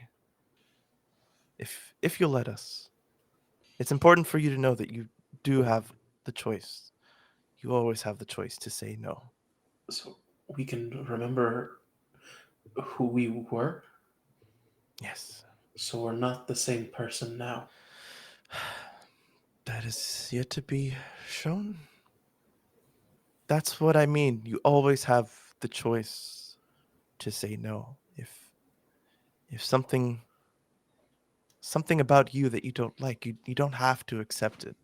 You can reject it. Who you are now can be good enough. But it would be a sin to not at least give you the opportunity to discover who you once were. Especially with those eyes. I look around to like everyone else's eyes, and like, is it everyone else's different eyes? Like, what is this? I keep frowning. The woman in front of you, with the afro, she looks at you. She like frowns back at you. What's wrong? What's your You're problem, born- dude? Born here, Why you frowning? immediately subjected to tests, and now judgments of morality, judgments of good, evil, sin. I look at her, and I think I look deep into her eyes, and I just ask her, "Why are you good?" Are you using your passionate eyes, your move? Are you flavoring the text of the move, or is this just a natural question? Ooh, that's a good question. I have no reason not to use magic on these people. Yeah, fully flavor. I think having a Awesome. better handle on it after burping it up that time. Why are you good?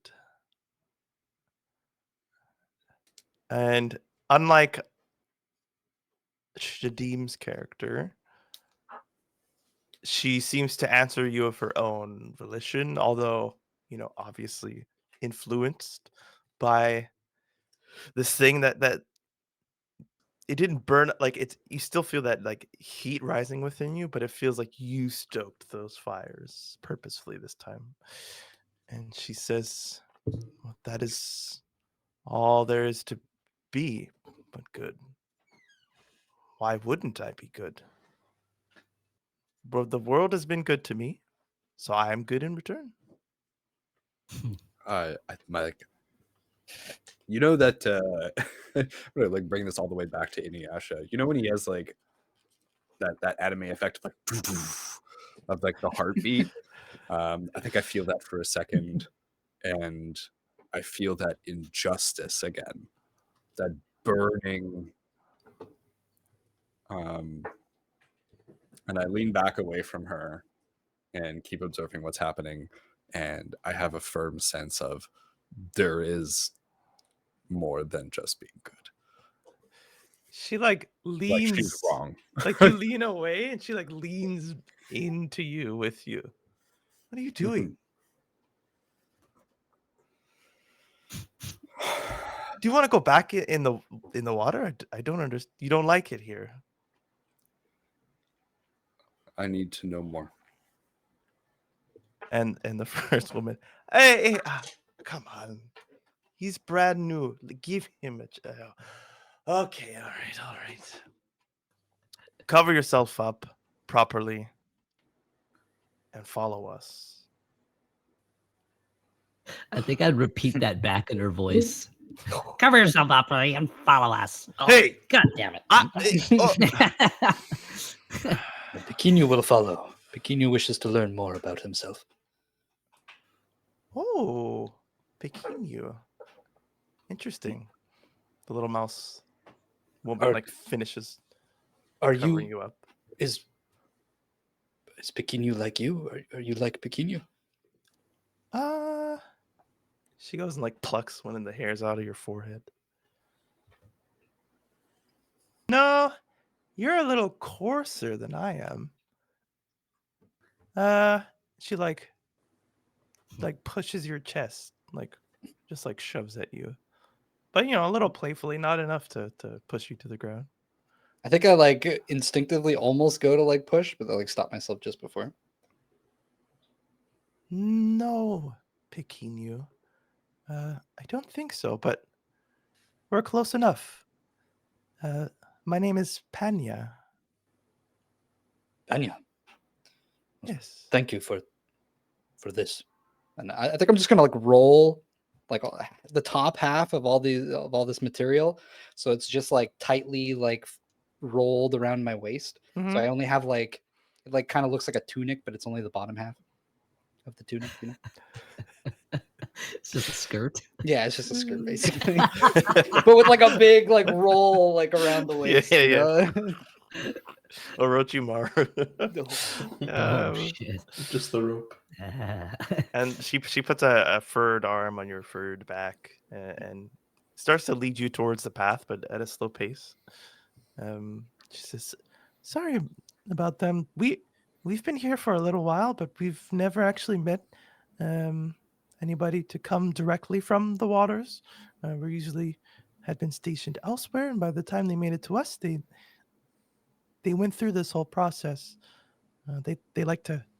Sorry, the Order of Kafif, which is the governing force that we follow, they like to switch us out every now and again. Some people, and points to the more crude one that was talking with Brent, handle it in their own way. But you are welcome here. Don't let her fool you." We're welcome here. Don't let her fool you. Oh, But there are rules. yes, there are rules. We hope you will follow them.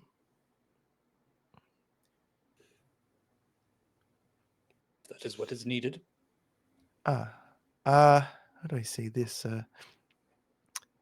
If you wish to follow us, you have to follow our rules for a while, and then you are free to make your own.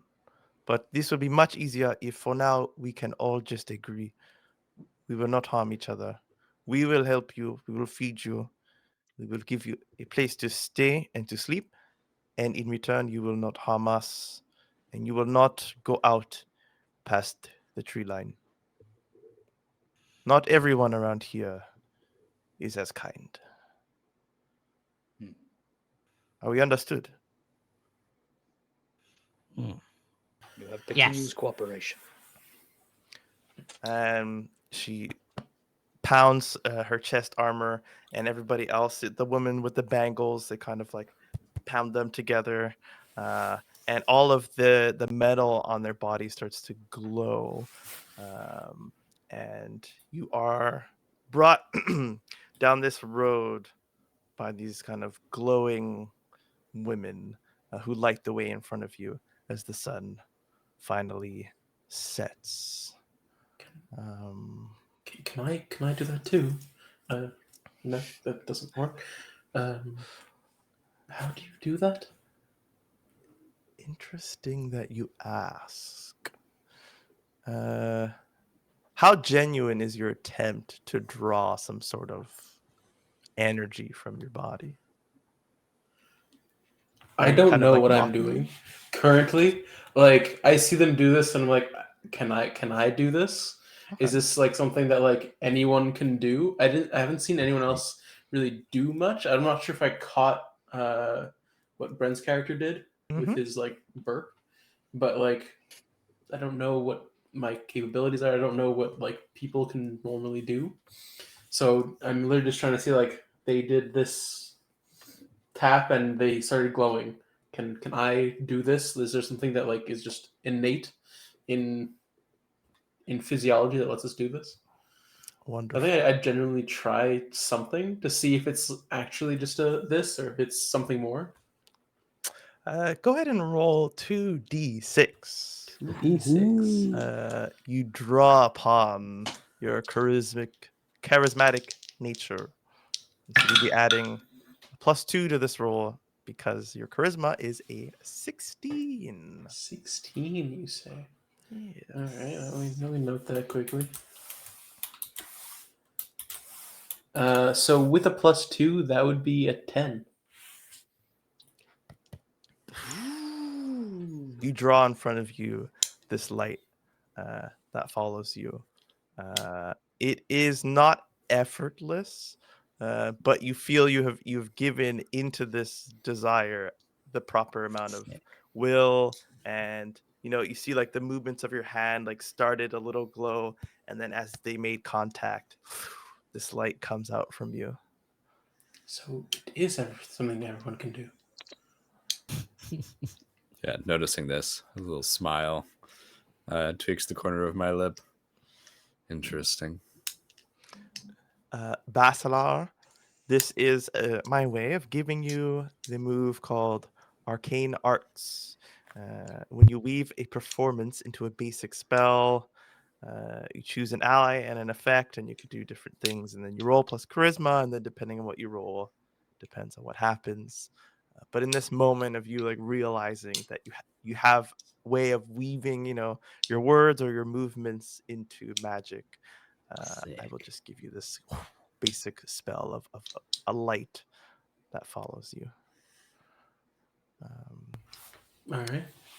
And the bald-headed woman. Is there any regards you. reaction? I was gonna say, like, is there any reaction from this other than like a slight smile from Britton? There's acknowledgement, and there's even like a tap, and look at him. But nothing like no one's shocked from not the players, from these women. They're kind of like, okay, like that's the most that you're getting from them. So maybe you do think this is something that everybody can do, but the rest of you, it's up to you, kind of how you want to decide. I think I would be just trying to map, maybe not map, but like notice the direction we're going and try and see if I could pretty much know my way back to the lake if I need to, or looking at like what they're doing to guide their way. I think I'll be paying attention to that stuff on the walk. Okay. The landmarks, shit like that. Very good.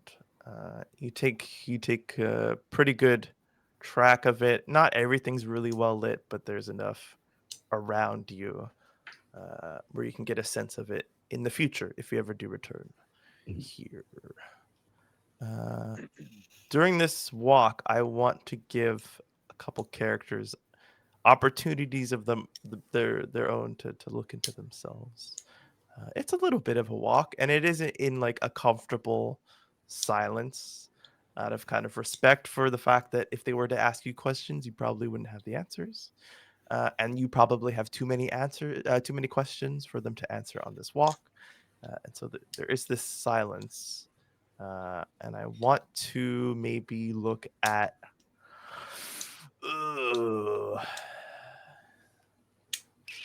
Well, does anybody have anything burning inside of them? The opposite, actually. Oh, No, I mean like literally. elaborate. Usher. I mean literally. I think. Well, all I want to say is that if we're just like sort of walking in silence, if no one's really talking too much, we were talking about food before. So I think like now I'm starting to think about that, and I've had this persistent feeling of emptiness inside of me, and so maybe that masked the other emptiness in my stomach. And now I think as I'm walking, I'm going to be like a little weak, kind of dragging my feet a little bit. My tail is kind of just dragging along the floor. I'm pretty hunched forward. Okay. You're. This is not ignored, as you were kind of leading the group with Panya. And maybe you kind of like reach the people who are behind you because you slow down. Mhm. And she's, are you okay? Pequeno is not feeling so well. Might need some sustenance. Yes, I told you we should bring the food here and not just bring them to the food. Give me 1 second, if that's okay. Of course. All right. And she just like takes off, and you see like her light kind of go with her. Can I follow behind her? You feel like a hand reach out towards you Uh. to like grab onto you. Mm. What are you? She knows what she's doing. You can stay here. Okay. Now, like, Sorry. go back. It's okay. Instincts, you know? I just want to whisper in your ear and go, better follow the rules. It's hard seeing someone separate for some reason. I'm chill, though. I'm chill. I like continue walking.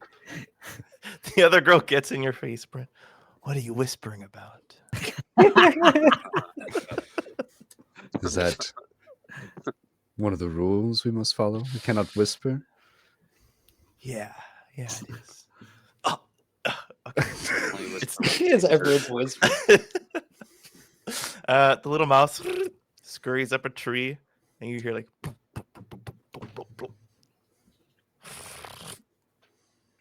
And she like comes waddling over with like a bunch of these like really juicy looking fruits. And one of them seemed like they all seem to be like pretty clean, and she throws them on the ground and like kicks up some dust and dirt on them, Ah, and then starts handing them out to you. sweet flavor. Like, Yeah, I just take it. bite into it. Yeah, Yeah. just bite Yeah. it. Like the unhinge my jaw. And stick the whole fucking thing in my mouth. Good Yeah, joke. Eating it like right over his head, thinking about eating him. Yeah. I don't remember how it's done, but I'm sure that that's not it. It's very meaty. It's very mealy and meaty, and it like Is there a rind to it? pulls apart. Is there a rind to it? It's Yeah, like a almost rind. like it feels like shoot, what's it called there when you have that cut of pork where there's like the gristle. silver skin, I think it's called, where it's like But you probably like you feel like you might not want to eat it, but it's edible. It's like tough, but it's thin enough where you can kind of just like chew it around in your mouth until a small enough piece of it breaks off, and then you can swallow that. Chewy meat. Oh, thank you for the bed. Cellulite. works the jaw. Our jawlines are pretty sharp. Oh yeah, you're freaking. Especially Simon. I look at these ladies today. I'll have like freaking killer, like 90-degree angled jaws. Like they look like the Crimson Chin. All of them, even the mouse. No, I mean the mouse is at mouse-like facial features. The woman with the actual accent, she has like a more masculine jaw, I would say. But most of the other ones are like thin, small chins, or varying sizes, medium to small. Not a lot of like Normal meat people. under the chin, They got faces, man. well defined. But the leader does seem to have like very strong features in her face. Those do speak out to you. And as you're eating and walking and sharing a meal, filling your bellies. I don't eat. I just carry the fruit. Okay. You gonna eat that? Perhaps. I just feel the Um, burning in my stomach, and it matches that burning feeling. I feel my mouth watering, the hunger for something. Shadim, Crap. you you feel familiarity in this kind of like rule bound group setting off to a specific place, sharing a meal while still on the road, like no time to stop and eat, and you remember yourself being like a part of something that's bigger than you. um, Even when they were talking about like the order of Kafif, and they like to send different groups of us at different time, like that all kind of like pieces together for you a little bit. You remember being maybe not one of them, but cut of the Something same cloth. similar, and that's why her separating really like triggered me, and I think realizing that a little bit more, like where it came from, I'll like pick up my pace and like walk to the front with my spear kind of like on my shoulders, kind of keeping a keen look in front, even though I don't know where I'm going. And I think actually I'd ask, I'd be like, so, destination? It's just up over there. You can just see the lights now. There's still the fires are still lit. It's not too far off. We like to keep a good distance between the waters and the forest, so we can keep an eye on both. Uh, Luckily, our watch caught you as you were getting out of the water. It's still a little bit of ways away. We like to jog, but we'll keep a steady pace for you, just for now. Is guiding passion? Dog. This feels familiar. You feel this word on the tip of your tongue, as you've almost like found a familiar place for the first time, and you feel as though you could speak it, but I won't make you. You don't feel that same like power over words that the other ones did, but you do feel a name tied to you. Like you are part of a group, but you are an individual in the group, and that thought brings to the tip of your tongue your first name. Oh, I'll definitely say it out. I mean, like, guiding is Olam's passion. Olam? Olam. Oh, Purpose. Meaning. oh, Olam. it's that easy. You just wow. Okay. Yes. Hi, Olam. It's nice to meet you. My name is Jama. Hopefully, I will Jama. be your friend. Gemma, hopefully I'll be your friend. Damn. Olam, nice to meet you. Yes, you do that a lot, don't you? Can't control it. That's all right. And you all continue forward. I will move the screen over. It's nothing too special, but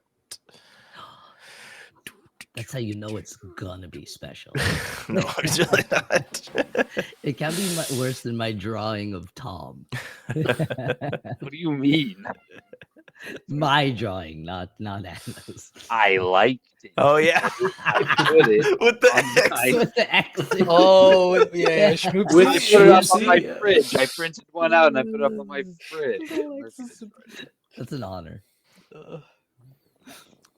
You see a couple figures going down a defined beige path amongst the green grass, going into the water and out of. Some seem like they're bathing.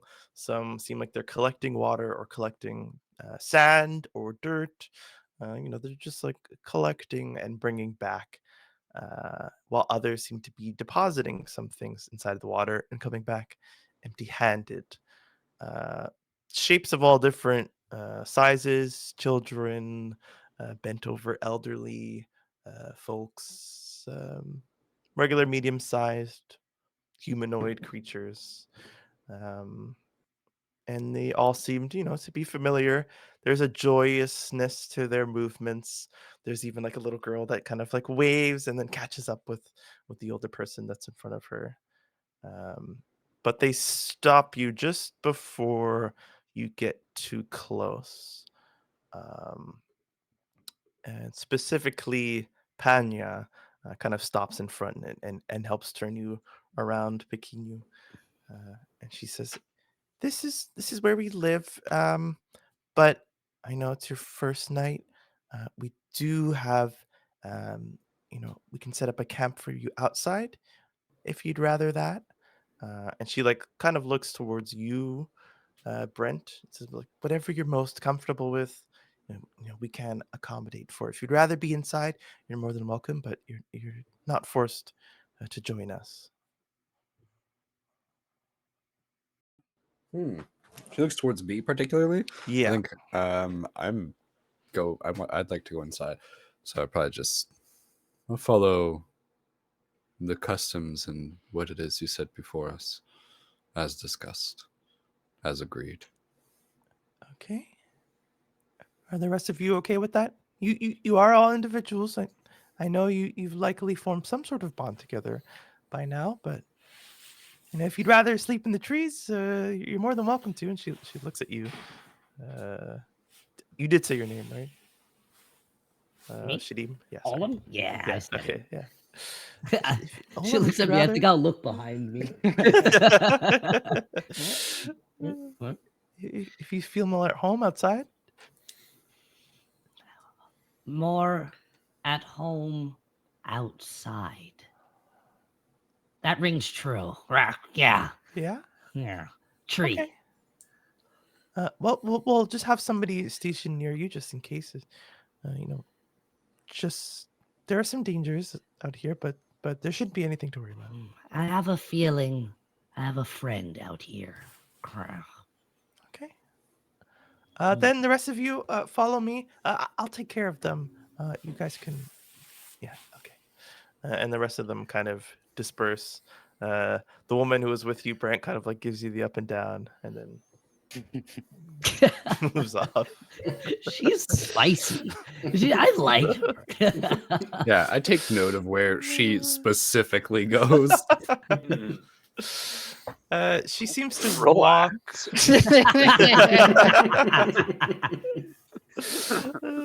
she walks in the same direction as you, but just like quicker and in front. So she's going inside this little compound as well. Narrow my eyes.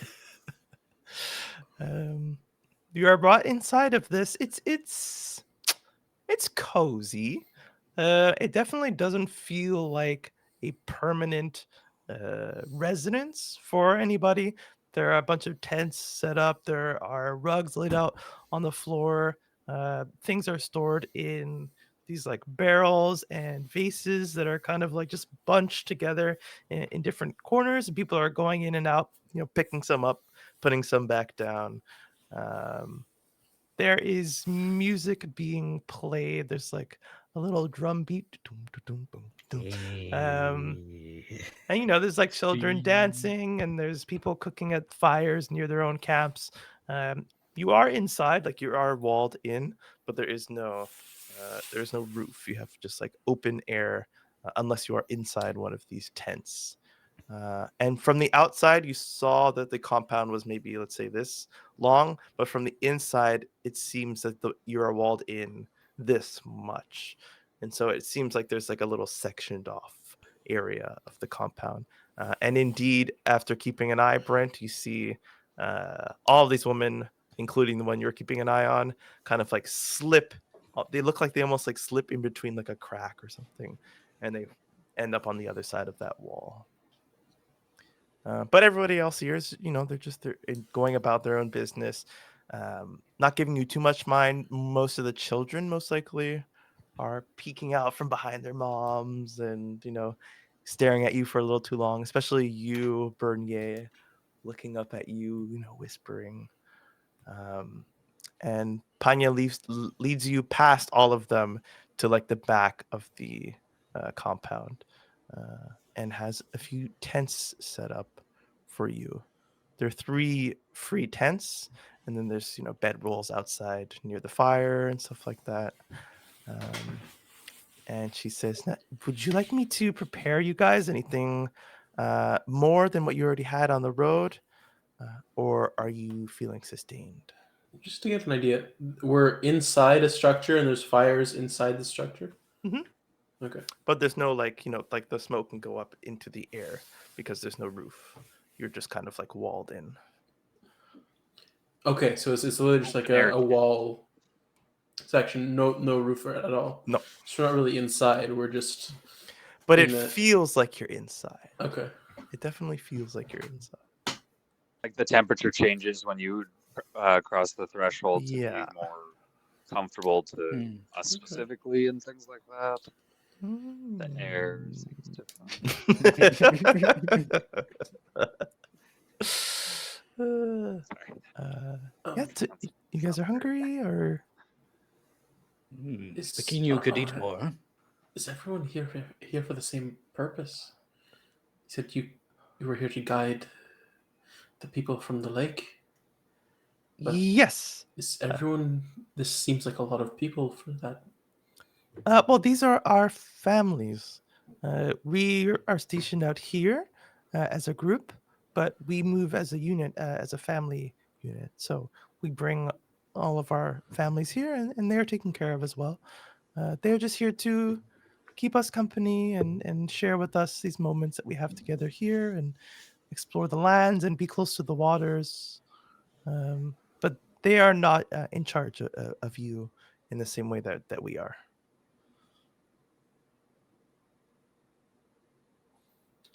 And again, I feel like I might have asked this before, but who stationed you here? But it's a little complicated to explain to you, but the lake that you came out of, thank you very much, which is filled with water. Oh god! Immediately down the road. Charmy just disabled our. Yeah. Soup. Very nice. Very nice. This is a regular occurrence. People like you. Sometimes it's just one. Sometimes it's many. We can't predict when you will be brought back or where, but we know it is from the lake. And so somebody has to be stationed out here to receive you and to also protect you. So we need protection from something.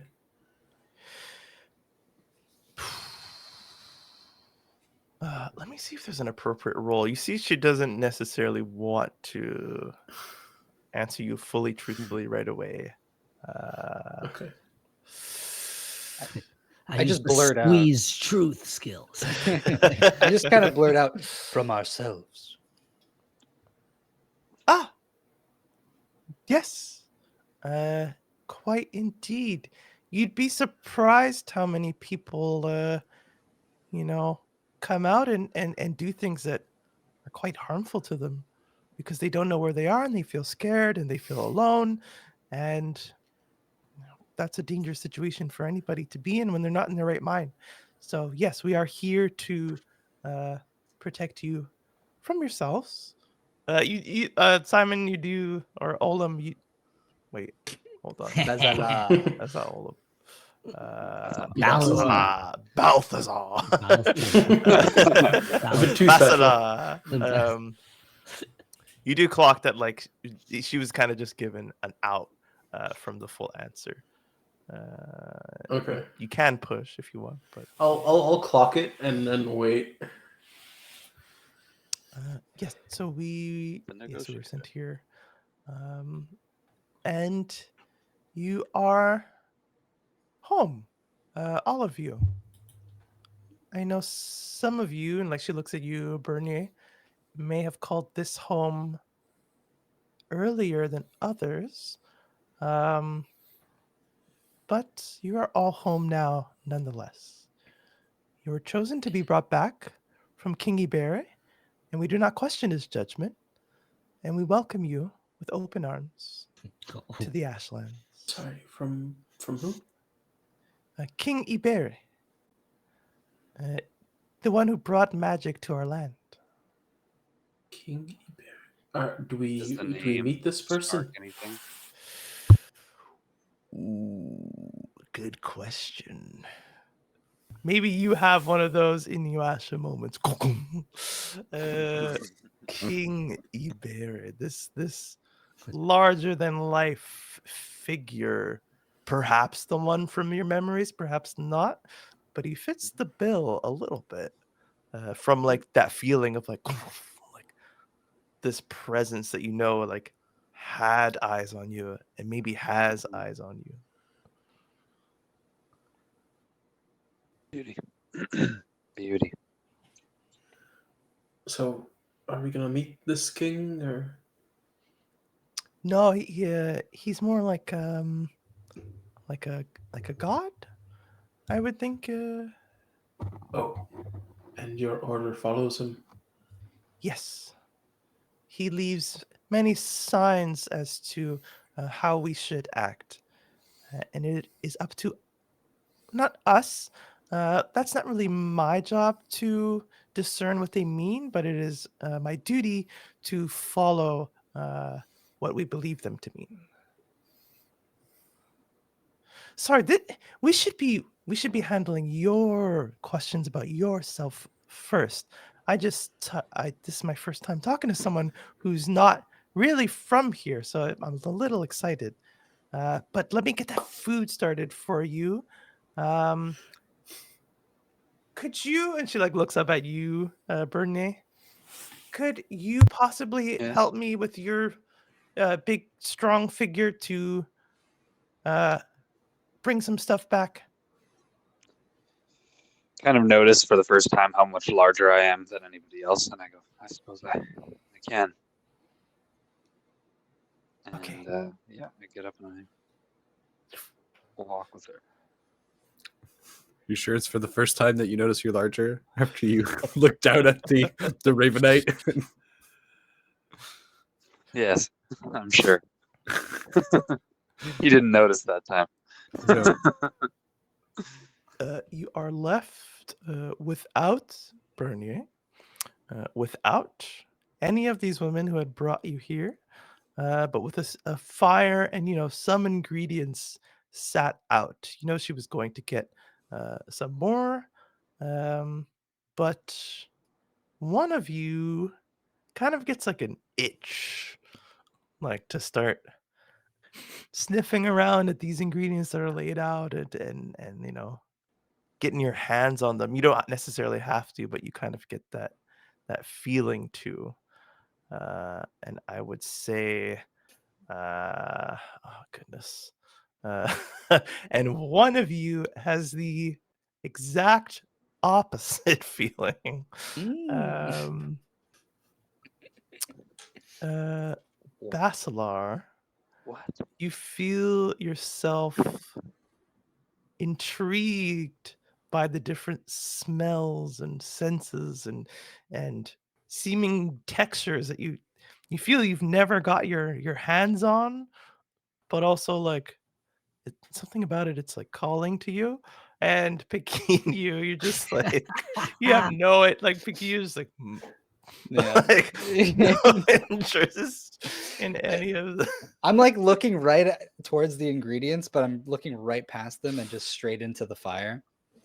And I think I'm gonna go up to the ingredients. I don't know if Basilar's doing the same.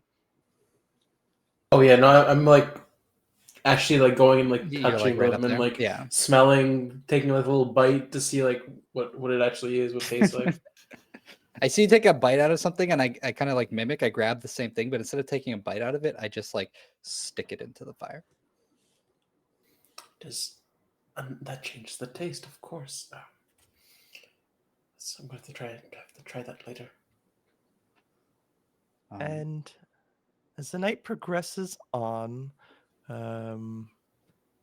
your curiosity perhaps stays with you. You don't understand why exactly, but you have a feeling like it's a part of you to be like very curious about new things like this, Simon. And they seem to make pretty good use of this tall 6'7" man's body. He's going back and forth often, carrying pails and dishes and trays out. But as the night is proceeding on and the food is being eaten and water is being given out to you, and so this hot water that's like spicy, but it feels good going down. Some of you might pass out earlier than others, but Bernier, and I'll probably say Brent does not pass out early, as he is kind of aware of everything. Questioning. Finally, like Yes. the fire's like dying, and I finally eat something. I like take a bite of the fruit, and I feel it kind of satiate that hunger a little. I go, I remember being born, and I know why I'm here. I start eating the fruit and sating my hunger. Are you like ravenous while you're eating, or just like? I'm meticulous, probably. Like I probably like peel it a little and like find a right way to eat it. Almost. Yeah. The food is very well prepared. There's like this sticky substance that you can like use to like pick up the juices that are like in your bowl and stuff, and add some different textures to the food that you're eating. But Bernier's character goes back and forth, but sometimes you see he's like kept for longer, and he's kept in conversation again with that same woman with the accent. And they seem to have some sort of agreement together, like they are speaking cordially, and they are both kind of like nodding together as they speak. Bernier, you're given a chance to like go back to them, perhaps for the last time. Not ever, but for the night. Do you take it, or do you just go off away from them? He just goes off away from them, I think. Does anybody want to have clocked this? If I'm looking, I'll clock it, but I don't think I feel a need to. I think the only thing is I would like look at you guys as you pass, and like Brent, if your character's still awake, I'll just kind of like give you like a nod. Yeah, and I'll nod back. Yeah, like kind of like we are acquaintances. Mm-hmm. And this acknowledgement is also acknowledged by the woman who's with you. No nodding, just takes it in. Looks at you. Bum.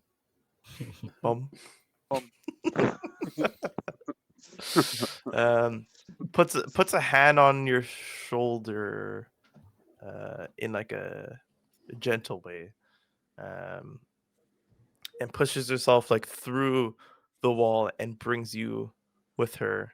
And it's still kind of like, from your guys' angle, it looks like there's maybe like a crack in the wall, but from your time here, you haven't seen any cracks in the walls. It only seems like that way whenever they kind of go in and out of this separation inside the compound.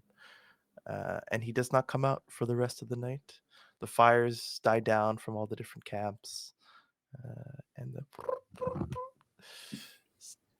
sound of crickets off in the distance.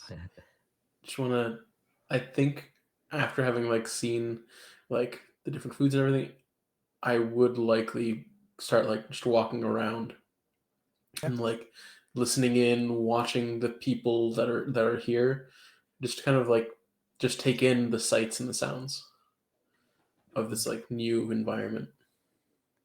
And you see that you are welcomed. Any tent that you approach does not push you away. They regard you. If they're eating, they might even offer you some of their food. But you feel yourself particularly drawn to the tent, with this old man with these big, large, calloused hands beating at a drum. And you feel his music resonate inside of your chest. as you unlock your class, which is Bard. Oh, shit. And that's Okay. where we'll end. Oh shit! Definitely spend the night kind of chatting with him. Wait, hold on. Amazing. Would I see Bernie's character and the girl leave if I didn't go inside and I stayed outside? Oh, I'm so stupid. Yes, you stayed outside. You probably foraged through the trees for more of those like really mealy kind of fruits. Also, you hear and you see that it's open. So you would even like potentially maybe try and get to the top. That'd be up to you. And there's this small tent with somebody inside of it nearby. And you hear this. You don't hear a sound in the distance, but like your body reacts as if you hear something, and it's like you're waiting to hear. It's like if you're at your desk and you have your headphones on, like you feel like somebody is like in the room. So you look, even though you can't hear anything. It's kind of like that, but like for most of the night. And so you don't feel like moving from the treetops. And I will say that you don't. The walls are high enough where you don't see what's going on inside. You see the fires, you hear the music, but you don't see what's going on inside. Okay. Not yet. Perhaps in the morning you will. But we Yeah. will resume next week.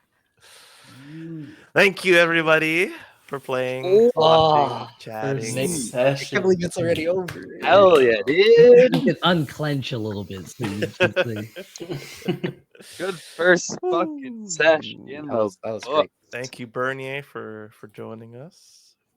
You'll My be pleasure. sorely missed. But you're always welcome. I'll be back. You'll be He'll back. be around. We'll figure it out. What are we doing on Thursday, lads?